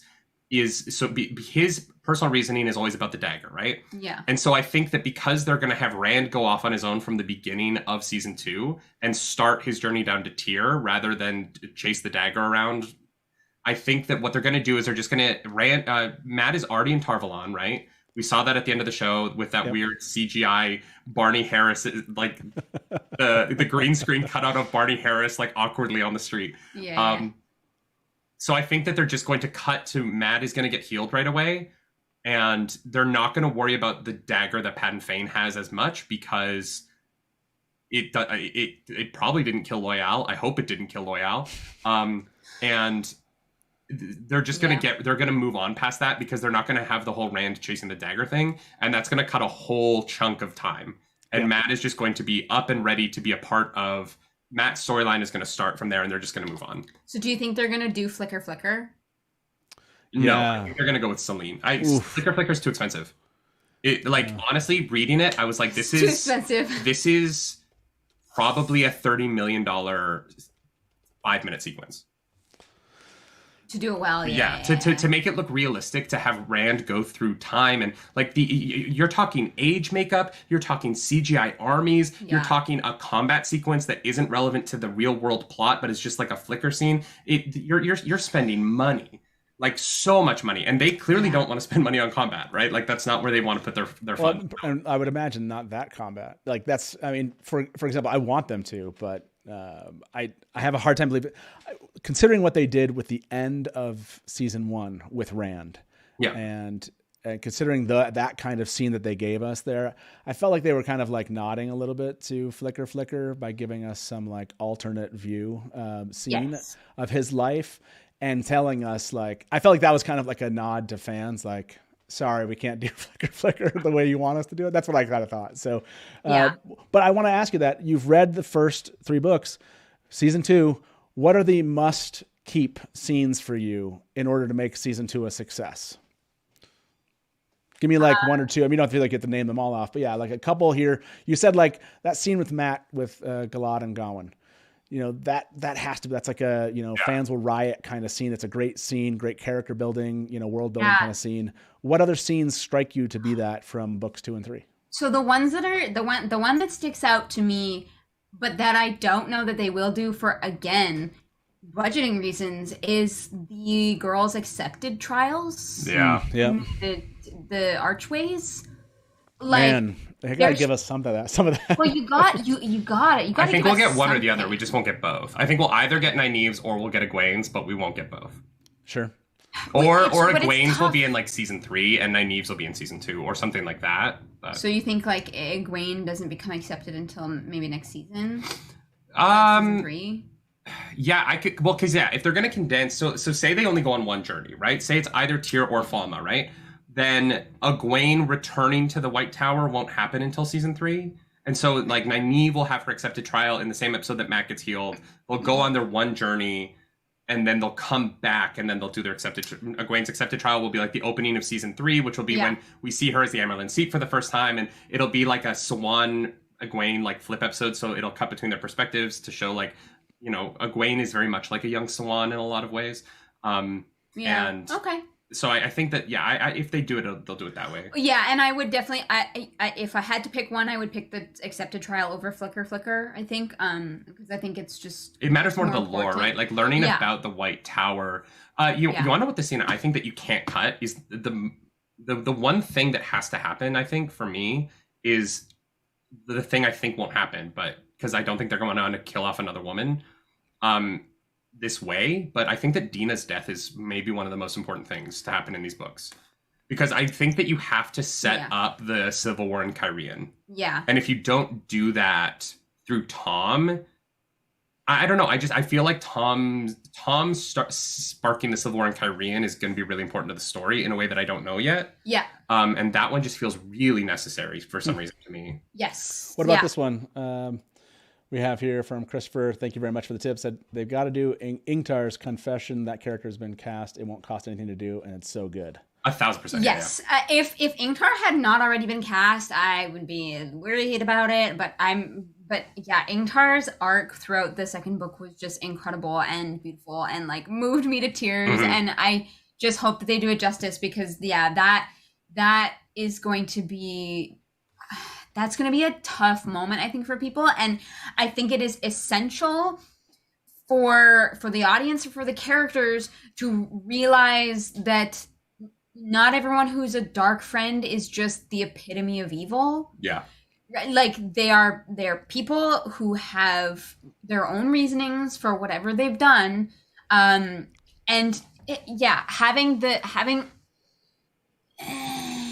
What makes Wheel of Time a little bit more interesting to me than the Lord of the Rings in this particular regard. Mm-hmm. Don't cancel me. Is that like we're on a Wheel of Time show. I think we're safe here. No, I know, but like Sauron and like the orcs are just evil, right? Yeah. They are pure evil, and they're all evil, and it's just evil. Whereas the villains in this like are just more interesting to me. Because they're complicated. Yeah, Padden Fane is interesting to me. Leandrin is interesting to me. Well, you're interested in her because she's hot. You're not wrong, but Ingtar is one of those ones where we get so much good storytelling there that they have to do it. They just have to. Mm-hmm. What about the Dark Friend Social, as we call it, the beginning of the Boars. I love so much that people are our chats were so like, did you figure out who Boars is yet?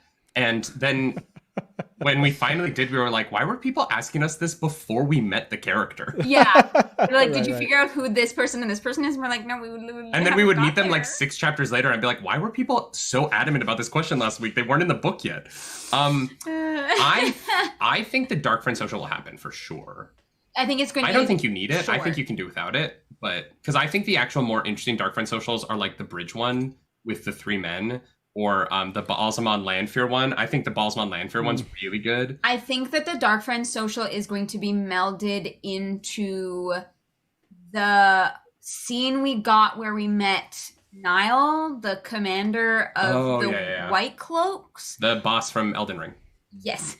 And his like subordinate that he kind of like bullies and then goes away, and then Madral meets him. I think that those two things will kind of connect into one another because we have the White Cloaks and we do need to establish them a little bit better. Yeah. So I have a feeling that those things are going to be similar, perhaps one and the same. Yeah. Like there's not a Madral in his room, but he gets whisked away to the social, you know, he's got to put on his party clothes or whatever. Well, yeah, we can't have that Madral scene because Madral can't talk, right? Yeah. Do the Madral in the show talk? I need this question answered because the books are like, oh yeah, as long as they keep their hoods down, they can like walk through town. And I'm like, no, they can't. That is Shai Hulud like face. Yeah. So if the Madral start talking, I need like I'm gonna need a diagram on how their tongue touches their lips to make certain noises. Jordan doesn't have to make sense of that. Every once in a while, what I like is that, and compared to how how they're creating the character in the show versus the actual books themselves. Mm-hmm. I did like the scream that it does in the TV show. I liked, even though I was like whatever that. They even explained kind of like all the different sounds that went into. Yeah, it was pretty terrifying. They did a pretty good job with that. It begs the question though of like, at what point are we going to have the light side and the dark side confront each other verbally in a way that is that happens a lot in the books? That I'm curious about what's going to happen in the show in terms of these two sides talk to each other a lot more in the books than the first season of the show does. Yeah. The dark one in the show, the Fire Eyes, I think it ends up being a Shamayo, but I'm still kind of confused about that, and my chat loves to make fun of me for it. He like talks to them, but then in the show he's always like looking through windows, and like he's always in the distance until finally Shamayo has one conversation with Rand. And I do wonder if we're going to have more time with the other boys talking to the darkness a little bit. I wonder if Lanfear is going to talk to the other boys and not just Rand, because the show has kind of kept Perrin and Mat. You know, the show started off by calling them Taviran and by throwing Egwene in there, and Egwene is also Taviran. And the show never felt like it did as much with them being Taviran as the books does. And so I really do wonder if that's going to start to happen more. Mat and Perrin interact with Balsamon almost as much as Rand does in the first half of that book, and they've never seen him before. So much so that I think that one of the one thing about the pilot that I'm surprised isn't there is the boys seeing the Dark Rider. I feel like that could have been such an easy thing for them to do. They already had the Dark Rider on the horse on set. Clearly, they shot him. But, I'm waiting for the other boys, and now that they've made Egwene Taviran, I'm waiting for the show to. If you're going to make that choice, if you're going to make her Taviran, like do something with it. And there's a bunch of stuff that the show it loves to like bring stuff up, and it loves to add to the lore. And those paths just don't seem to go anywhere. And I'm waiting for them to go somewhere because that's what I find interesting is the journey and the destination, not necessarily the like, oh, what if we use this word from the books? And it's like, okay, yeah, but like, where are we going? Plot twist. Celine Lanfear tries to seduce Rand and accidentally in the process falls in love with Min, who's there because Min's one of the three, right? So, What? Wait, what? What? You think that Min and Lan, they're just gonna throw lesbian sex just willy-nilly in the show? Well, it's the show. I don't know, but I'm just saying, Min's such a great character, and they're like gonna try to like throw a curveball in there because they're like, Lanfear and Min are gonna have a relationship. I ship it. I told you this in the pre-interview. I still think Rand is going to turn Lanfear good. Okay. With the good times, if you know what I mean, wink wink nudge nudge. I think that Lanfear turns on the Dark One by the end of this. Okay. That's the bold prediction. I think that sometimes when a man and a woman bump tubes, your opinion of the world can change. You know what I mean? In those moments, in those carnal throes. Okay, I want to ask everybody about this Min and Lanfear relationship. Will they do the flicker scene? 71% said no. I think everyone's kind of in that same bucket of we'd love to have it, but it's hard to think that we're going to get it. Like, I feel like Dark Friend Social, that's an easy scene to give us. Yeah, right? That one doesn't cost $30 million. Right. Matt and Gawain and Galad, that's an easy thing to give us. Not so much flicker as much as I would like it. Do you agree with, is it your theory that it's going to happen, Lanfear and Min, or just something you'd like to see? You know what? I've said it and I'm going to stand by it. And we commit to the bit in this household. Yeah, we commit. That's what good improv actors do. So this is me. Yeah, because you're so good at improv. Yes. Thank you for reminding me. Welcome to our latest segment. Clarus makes up the news. Clarus. No, I did make up the news. I'm Minfear. Minfear. Oh, I didn't hashtag it. I would stand Minfear. Do you want to see a Min-Lanfear relationship in the show? We'll see what everyone says. Maybe you can see if you've got some fans of your for your theory here. Okay. Go ahead. Yeah. We get asked this question sometimes, and I wonder if anyone has asked you if you were to play a character, not from like the show version, but from the books. Well, he's in the book, so he already has his character. Someone that we have met. So up until book 3, Ooh. who would you play? Through book 3. Yeah. That's a great question. Who do I want to play? Maybe like Bail Damon. Yes. I think he would have been, I mean, we haven't gotten him yet in the show. There's a lot of sadness around the idea that we don't ever get him. I hope he's not a character that's completely cut. So, but Bail Damon, I think that's mine. Yeah. Mm-hmm. Is there one, I want to ask you both the question back. Is there a character you would like to play up through books 3, like the end of Dragon Reborn? Oh, wow. I mean, like, I a lot of people say our chat like points me towards Perrin a lot. Yeah. Or although I love the actor playing Perrin, I think is fantastic. I don't think he was given much to do, but I think he's wonderful. I really like him. Marcus is pretty great. Chat kind of likes to say I could be pronunciation Avienda. Yeah. Okay.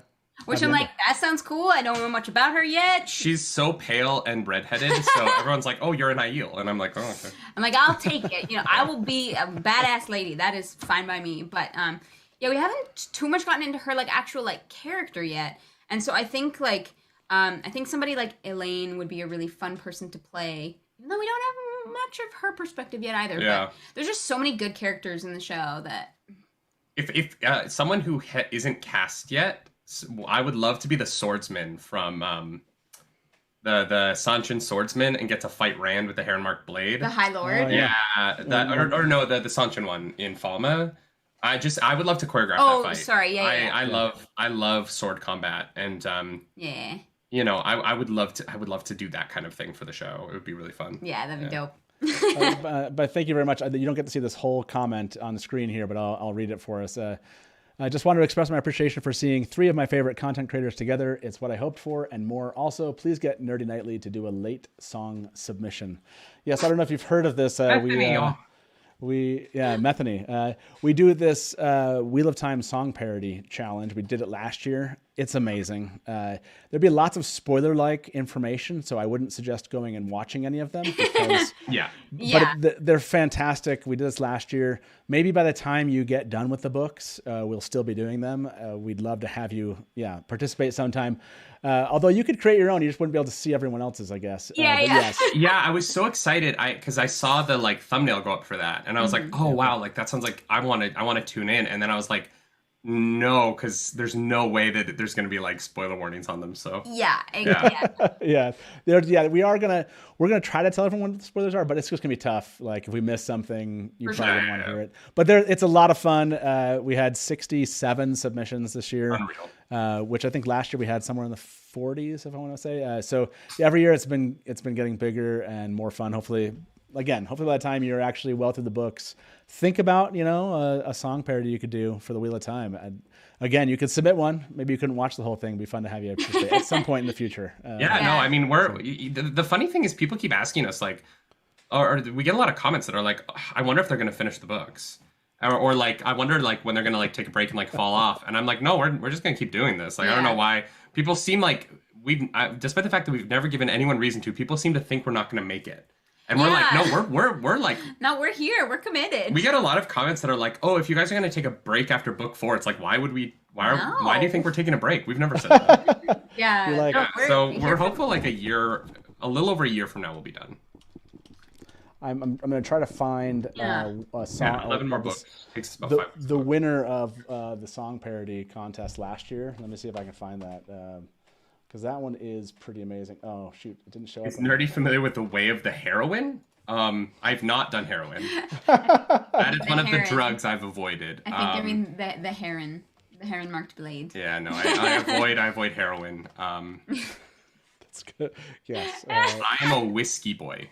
That's my drug of choice, and coffee. So I will play a little bit of this for you. It's because it's pretty great. It's this actually has to do with the prologue, which you've already read, to the Eye of the World. So I will play a little bit. This one was a lot of fun. For those of you that might not have seen it, maybe it's fans of yours that have come to be with us today and have not seen this. This is pretty great. So enjoy it. We won't do the whole thing, but we'll get it to a certain point that's pretty great.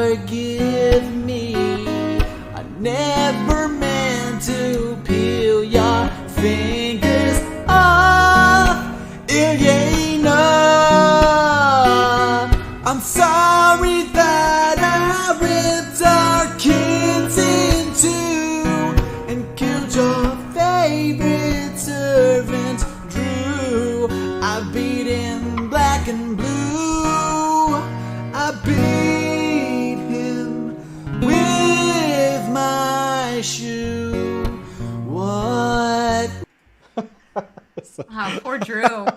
Poor Drew. Darn. What's so funny about good. that? This is so random, but that song is in We Will Rock You the Musical, and the character who sings it is named Drew. Really? Yeah.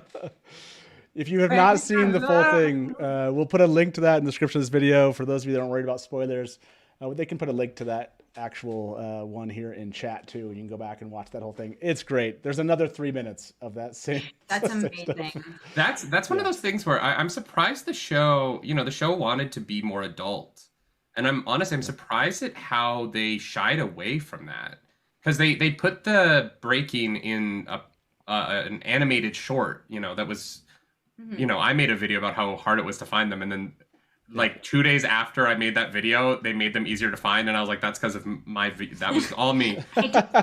My video has 500 views, so clearly Amazon changed their policy. I'm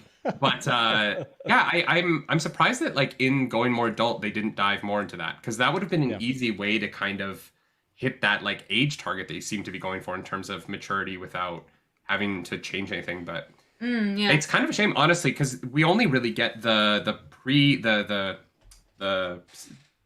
cold open of episode 8 to reference Luce Theron, and that scene is I'm still very confused by that scene. So yeah, that was a weird choice. Yeah, it's just weird. It's very odd to me how that all played out. Yeah. The crazy thing about the show is that decision to me to make it like one day Luce Theron woke up and decided to go cage the Dark One when everything was fine is so I'm hopeful that in season 2 we get more Luce Theron, which I can't say I would have normally wanted, to explain that scene so I understand what was going on in it. Yeah, the episode 8 cold open did not nearly bring to bear any weight of like concern. It was a very strange choice of how they modified that, if you will. Like when he looked out, I feel like they could have saved it a little bit, but like he looks out the window and there's like destruction. I don't know, like something. But he looked out the window and he was like, stuff's going on pretty well here for us, but yeah, they're like, that's Tomorrowland. And I was like, all right. Exactly. It just looked so beautiful. I was like, what? It doesn't look like the Dark Ones caused any problems. Like it seems like your life is the greatest thing ever. Yeah. What is the problem? And so it was very odd. Yeah. Yeah, it was. Yeah, like you said. Yeah, it would be nice if we got some. Hopefully, in season 2, we'll get some additional content here. Here's an idea. I propose a Nerdy Nightly road trip departing Toronto to JordanCon for spring of 2023. Should be close to the series finished. I'm in. So yeah, JordanCon is a convention, a science fiction fantasy convention created around obviously the celebration of science fiction fantasy, and then obviously it started focusing on Robert Jordan's works and still has a very strong focus to it. So yeah, 2023, maybe that's in the cards someday. JordanCon it's going to be crazy this year. I can tell you that. We were told about it early on and we wanted to go, but we already have tickets to Calgary Comic-Con, which is the same weekend. Gotcha. Okay. It's my birthday, so we're going to Calgary we kind of planned this trip around spending my 30th birthday with my family. So it was tough because we'd already purchased our Calgary Con tickets, and they were like, because doing a live book club at Jordan Con would have been like unreal. Yeah. Next year. Hopefully, I would love to see you guys. I'd love to meet you there. By the way, do you want to see Min Lanfear relationship in the show? You got 40% of a 300 vote poll there. Do like your idea. That was more than I thought we're going to. More than I thought. Yeah. I don't know. It depends on who they cast as Lanfear for me, but like. That's going to be fun. Because I don't think we have that. What a tough. Like, can you imagine reading that and being like, oh, I have to be the sexiest person ever? Yes. Stress. Yeah. Yeah. Yeah. That's going to be a. You just cast Anna de Armas and then you're good.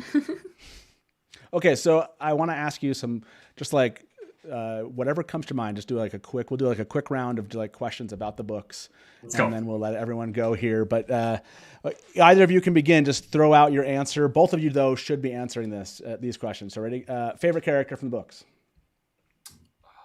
Come on, give it. Perrin. Min. Ooh, see, great choice. Perrin's okay. I like him. Okay, favorite villain so far from the books? Does Ingtar count? Okay, I'll take that. Yeah, okay. Oh, I'll go with Leandrin. I really like Leandrin. She's fun. I'm glad they didn't like take care of her at the end of Dragon Reborn. Okay, favorite use of the one power? Oh, when Nynaeve like shows that she learned the thing back at Swan on the boat. That was really awesome. And someone's like, "Oh shit, you learned real fast." I was like, "Hell yeah!" Yeah, Clarice, how about you? Took mine. Okay, when Moraine levels up and kills all the Darkhounds. Ooh. Oh, Balefire, yeah. She did level up. It was a little wonky how he did that in the books, but you know. In the last year, I've become more powerful. I was like, "Okay, Gandalf, calm down. We understand." Is Balsamon dead? I thought he was dead at the end of book 2. Yes, I say yes. Yes, Balsamon dead. Okay. I think that Ishamael's dead. I think that someone else is going to start calling himself Balsamon, but it'll be a different character. Okay. What weapon would you want to be God tier at from one book to the next? Apparently the quarterstaff. Apparently that's the best weapon that you could possibly have. That's the weapon. I don't know. I'll take a spear. I'll take a spear maiden. I like it. Spear. I would honestly, I'd go with a bow just because I feel like practically I don't want to kill people, but if I could get God tier at a bow and I could like hunt and provide for myself, that'd be nice. Okay. I don't really want to like fight. I fought too much in high school. Where does the Wheel of Time rate in your all-time like favorite fantasies? It's high. I think that Lord of the Rings is still like the best fantasy series to me, just because I know how it ends, and the ending is so satisfying. It's tough it's tough because I only have the beginning of the story. Really. Yeah, we just finished the prologue, so it's like. But here's the thing: at least I know that I'll get to the end, so it's above Game of Thrones, just because at least I know that you know, and maybe, you know, if George R. R. Martin dies, Brandon Sanderson will finish Game of Thrones for me. But, he'd do it in like 6 months. You know what I mean? Like that's true. Yeah, he'd bang that out so fast. It's hard to like rank it right now. I agree because we don't have the end yet. But like I'm giving this like a 9 out of 10. Right? Yeah, like it's high. Like I love it. Definitely top 3 for me right now. Yeah. Favorite of the first 3 books. It goes Dragon Reborn, Eye of the World, then Great Hunt. Oh, yeah, I'm gonna agree with you there. Yep, Yeah. I'm gonna agree there. Okay. Yeah. I always put the Great Hunt above the Eye of the World. Okay, so yeah, that's interesting. Yeah. It was just, and maybe it's because we got to watch this.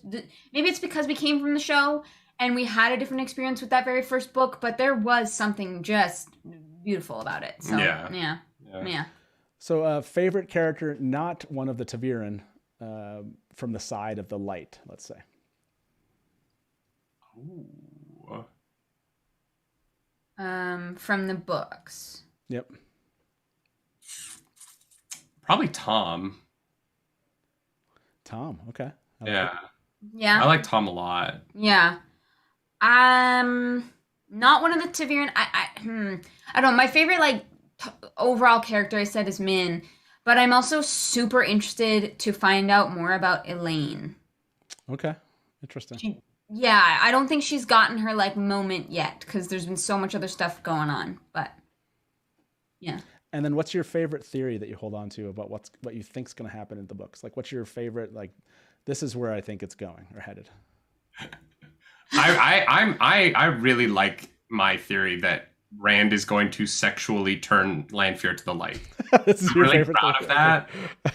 of that. Yeah. Like, He's all goated up with the sauce sexual style. You know what I mean? Like, I think that's my favorite one. I like it. Also that Egwene is going to get kidnapped 3 or 4 more times, and then they'll just make her the Amerlin seat because the White Tower just gives you titles based on how much power you have, I guess. Okay. Yeah, I mean, yeah, you're not wrong. Yeah. Okay, I know you have a theory about Min and Lanfear, but what's your do you have actually like a speculation kind of theory of what's coming that is not Min and Lanfear having our chat loves to point out that her theories are usually more correct than mine. So yeah. Yeah, but but there's been so many, and there's been so many that have like adjusted, I think, since we've hit the end of this book. But I don't know. My favorite like real theory is based on the prophecy that I obviously think that Rand is going to go into the Aiel Waste and like lead them out of that, which has kind of been more and more reinforced during this book. Because I had that. What was that in the second half of the first book that I think it was I think it was in like the second quarter of the first book. She was like the Aiel. I wonder if they're the people of the dragon or something like that. And people were like, alarm bells went off in chat. And I was like, what just happened? And then in like the second book club episode, she like called the Aiel the people of the dragon, which was super. Yeah, there was something along those lines, and so that's my like ongoing theory right now, which has kind of become more and more solidified. So she also nailed the like difference between Baal Zaman and Ishamael in that really early on, while I was just like stubbornly being like, no, like they're different people, they have to be different because there's 13 and we have to be introduced to these characters, and then of course I was wrong, but. That's okay. Okay, so I'll let you off the hook with because I want to ask you a bunch more questions, but they're all kind of very spoilery stuff. I've just realized as I'm asking these questions that I'm forcing myself to like keep a poker face. Yeah. The entire time, like you're saying stuff, and I have to just kind of be like, nope, don't respond to that. You're doing great. Let us read 3 more books and then we'll come back and we'll do this again. Yeah. Exactly. Yeah. No, I like it. After 3 more books, I'd love to have you back. Well, thank you so much. I know it's been a lot of fun actually on Friday mornings. Again, to remind everybody, the book club is Friday morning at 11 a.m. Eastern. You got to check it out. It's a lot of fun. And you have a great crew there in live chat. You have every once in a while some people that try to spoil things for you, but otherwise, I think everyone just has fun listening to your speculation. There's a lot of podcasts that do the same thing, and people know them.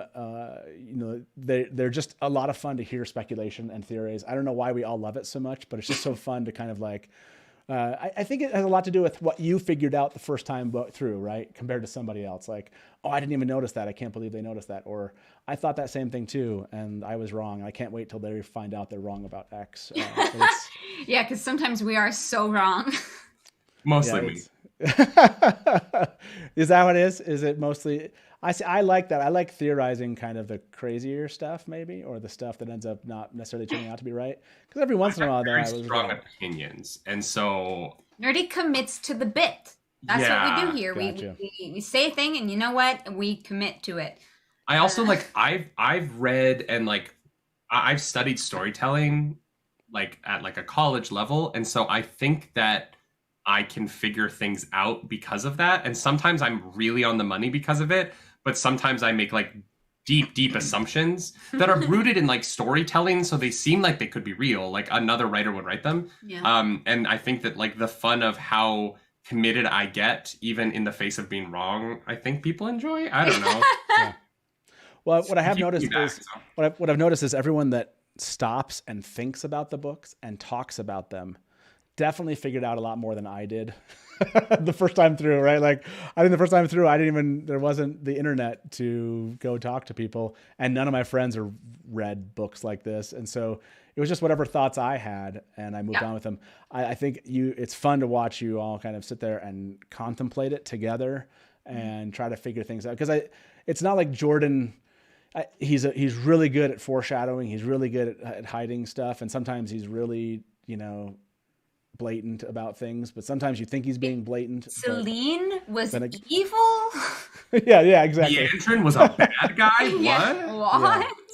Yeah, there's some things where you're like, okay, well, this should have been, like I said, maybe when I was younger, it didn't hit me as clearly as an adult. You kind of read things, and you're like, oh yeah, this is obvious stuff. So, but it's a blast. Is there anything else you want to share with fans out there that are watching right now before we let you go?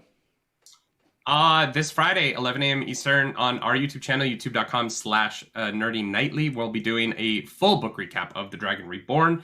If you want to get questions in for that episode, it's on our Discord channel. And if you can't find the Discord, just message one of us. You can follow us around the internet. I'm at Nerdy Nightly. I'm at Claris Polaris. We also have a very cool book club announcement for our show on Friday. So yes, we have a very big announcement on the podcast this week. Yeah, swing by. But you can tell me afterwards. Is that? Yeah. Don't tell anyone. I won't tell it's just not public. Even though a streamer announced it for us already, but by accident, it was nice. It's fine. It's fine. But yeah, nice. Come follow us. We've got a specific Wheel of Time section in our Discord, and there's like a spoiler section and a non-spoiler section, and it's weird having a channel in our own Discord that we like can't go in. Yeah, because I have to open it because I don't like when there are like the notifications are there. So I open it and I scroll through without looking, and then I close it. Yeah. That's hilarious. No, absolutely. You should go check them out. I will try to get the link to Discord and put that in the description of this video too. So thank you. Thanks everybody for being here. I really appreciate all of those who didn't know about the Dusty Wheel showing up here because you're huge fans of Nerdy Nightly, and vice versa. Hopefully you've learned and met now Nerdy Nightly. If you haven't heard of them, go check them out. It's a blast. Like I said, it is just like other podcasts you've kind of experienced this with, but they do this live every Friday morning. So thank you both for being here. This will not be the last time, hopefully, as long as you enjoyed this, that I'll have you here at the Dusty Wheel. So we're season 2. We're super boring. So season 2 isn't going to be out until next year. Some people are speculating next year, like sometime Q1, Q2, potentially. So season 2. I have a feeling it'll be November. Because I think they're gonna back-to-back it with Lord of the Rings, but maybe we're wrong. I have a feeling that they'll because I think that what they'll do is they'll try and set a day of the week, and they're gonna try and Disney Plus it, where it's like every Wednesday there's going to be something out, and the week after something else starts. Yeah. There are like really reputable sources that it's coming out in like 2023. But that's not great. That's not good news. But so then we probably won't even see a trailer until. I was hoping we were going to get a trailer around Jordan Con. I was hoping that Amazon would do that, but we probably won't see a trailer until after Lord of the Rings then. Yeah, principal photography is over in a month from now, I believe. So I think it ends. I want to say principal photography ends in May. And we won't see it this year. No. So it's they could rush it, but with all the stuff they're doing, Lord of the Rings, I highly doubt that they. I'm hopeful we'll see a trailer. Honestly, right now I'm feeling hopefully by the end of the year. But if Principal Photography wraps in May, then that gives them a 7-month lead time for the finale on visual effects, and I doubt they prevised anything, so that's too tight. They're gonna need at least 9. It would be tough. Just based on like an average production calendar for a show of that style, and a 7-month production calendar for VFX is that's tight. And after they kind of got hit pretty hard about the VFX in season 1, right? Yeah, my guess is they're going to be they're doubling down. Yeah, they're going to double down on it. I think, I hope we get some great. Stuff from rumors out there. You know, I won't spoil anything for anyone who doesn't want. There are rumors out there if you want to go check them out. What Up channel out there. He's great about kind of bringing the rumors to life and about what some of those CGI things might be. Try not to spoil anything, so I'll stop there. Okay. Will we finally get Drag Car in season 2? Oh, that's a Fingers great crossed. question. I want flying vampire bat thingies. It's too expensive. Yeah, that'll be our final poll. Will we get flying bats in season 2? Oh, is the rumor that Bale Doman will be a CGI creation for season 2? He's gonna look like Davy Jones from the Pirates of the Caribbean movies. No. They got Jeffrey Rush. Jeffrey Rush is playing Bale Doman. Oh my God. I'm probably spelling Drakkar wrong in chat here. Okay, awesome. I can't wait till we chat again to the two of you. And again, I'll try to be there next Friday and check out that conclusion. But I honestly can't wait till you get to the Shadow Rising. I'm looking forward to what you think about that. So, okay, everybody, be back here Tuesday. We're listening to all of, or 30. I'm trying to try that again. Be back here Tuesday. We're listening to half of your submissions to the Wheel of Time Song Parody Challenge. And then Wednesday, we'll listen to the other half, and you're going to vote through the top 16 of those to the finals on Saturday. And then on Saturday, you will see full versions of those and vote for our winners. So please be here Tuesday, Wednesday, and Saturday at the Dusty Wheel. What a week. Thank you, everybody. Yeah, it's going to be a crazy week. And Jordan Con's next week, so it's going to be crazy for Wheel of Time fans around here. Okay, that's it. Thank you all for showing up here. And as we say around here, good afternoon from the Dusty Wheel. And smash to black. Welcome to the Dusty Wheel. Hey, welcome back to the Dusty Wheel. You went right to kill it. Look at you. You're all ready. You're just done. I mean, this is like this is really well. And now I'm like, great, my turn. And if you don't like that, and you want to say, well, Robert Jordan could have made the two rivers all white. He could have, but he didn't. So Just complimented me on my dress, and as you can clearly see, I'm not white. I see Lukumi as something along the lines of a Shida Haran analog. It does make sense why it outlasted the breaking. Yeah. See, consider this is why I have Therese in the show, because she's going to correct everything that. Hey everybody, welcome to the Dusty Wheel Show. What? Meme Off Challenge. Yay! Pair of like baby face mounted on like a huge body. So like all of a sudden, this is not just a traditional fantasy, right? There are sci-fi elements. And just a moment ago, Rafe tweeted something. So let me get my guest in here with me. And probably, I would say, put in 70, 80% of the work. I got to be over the shoulder and be like, no,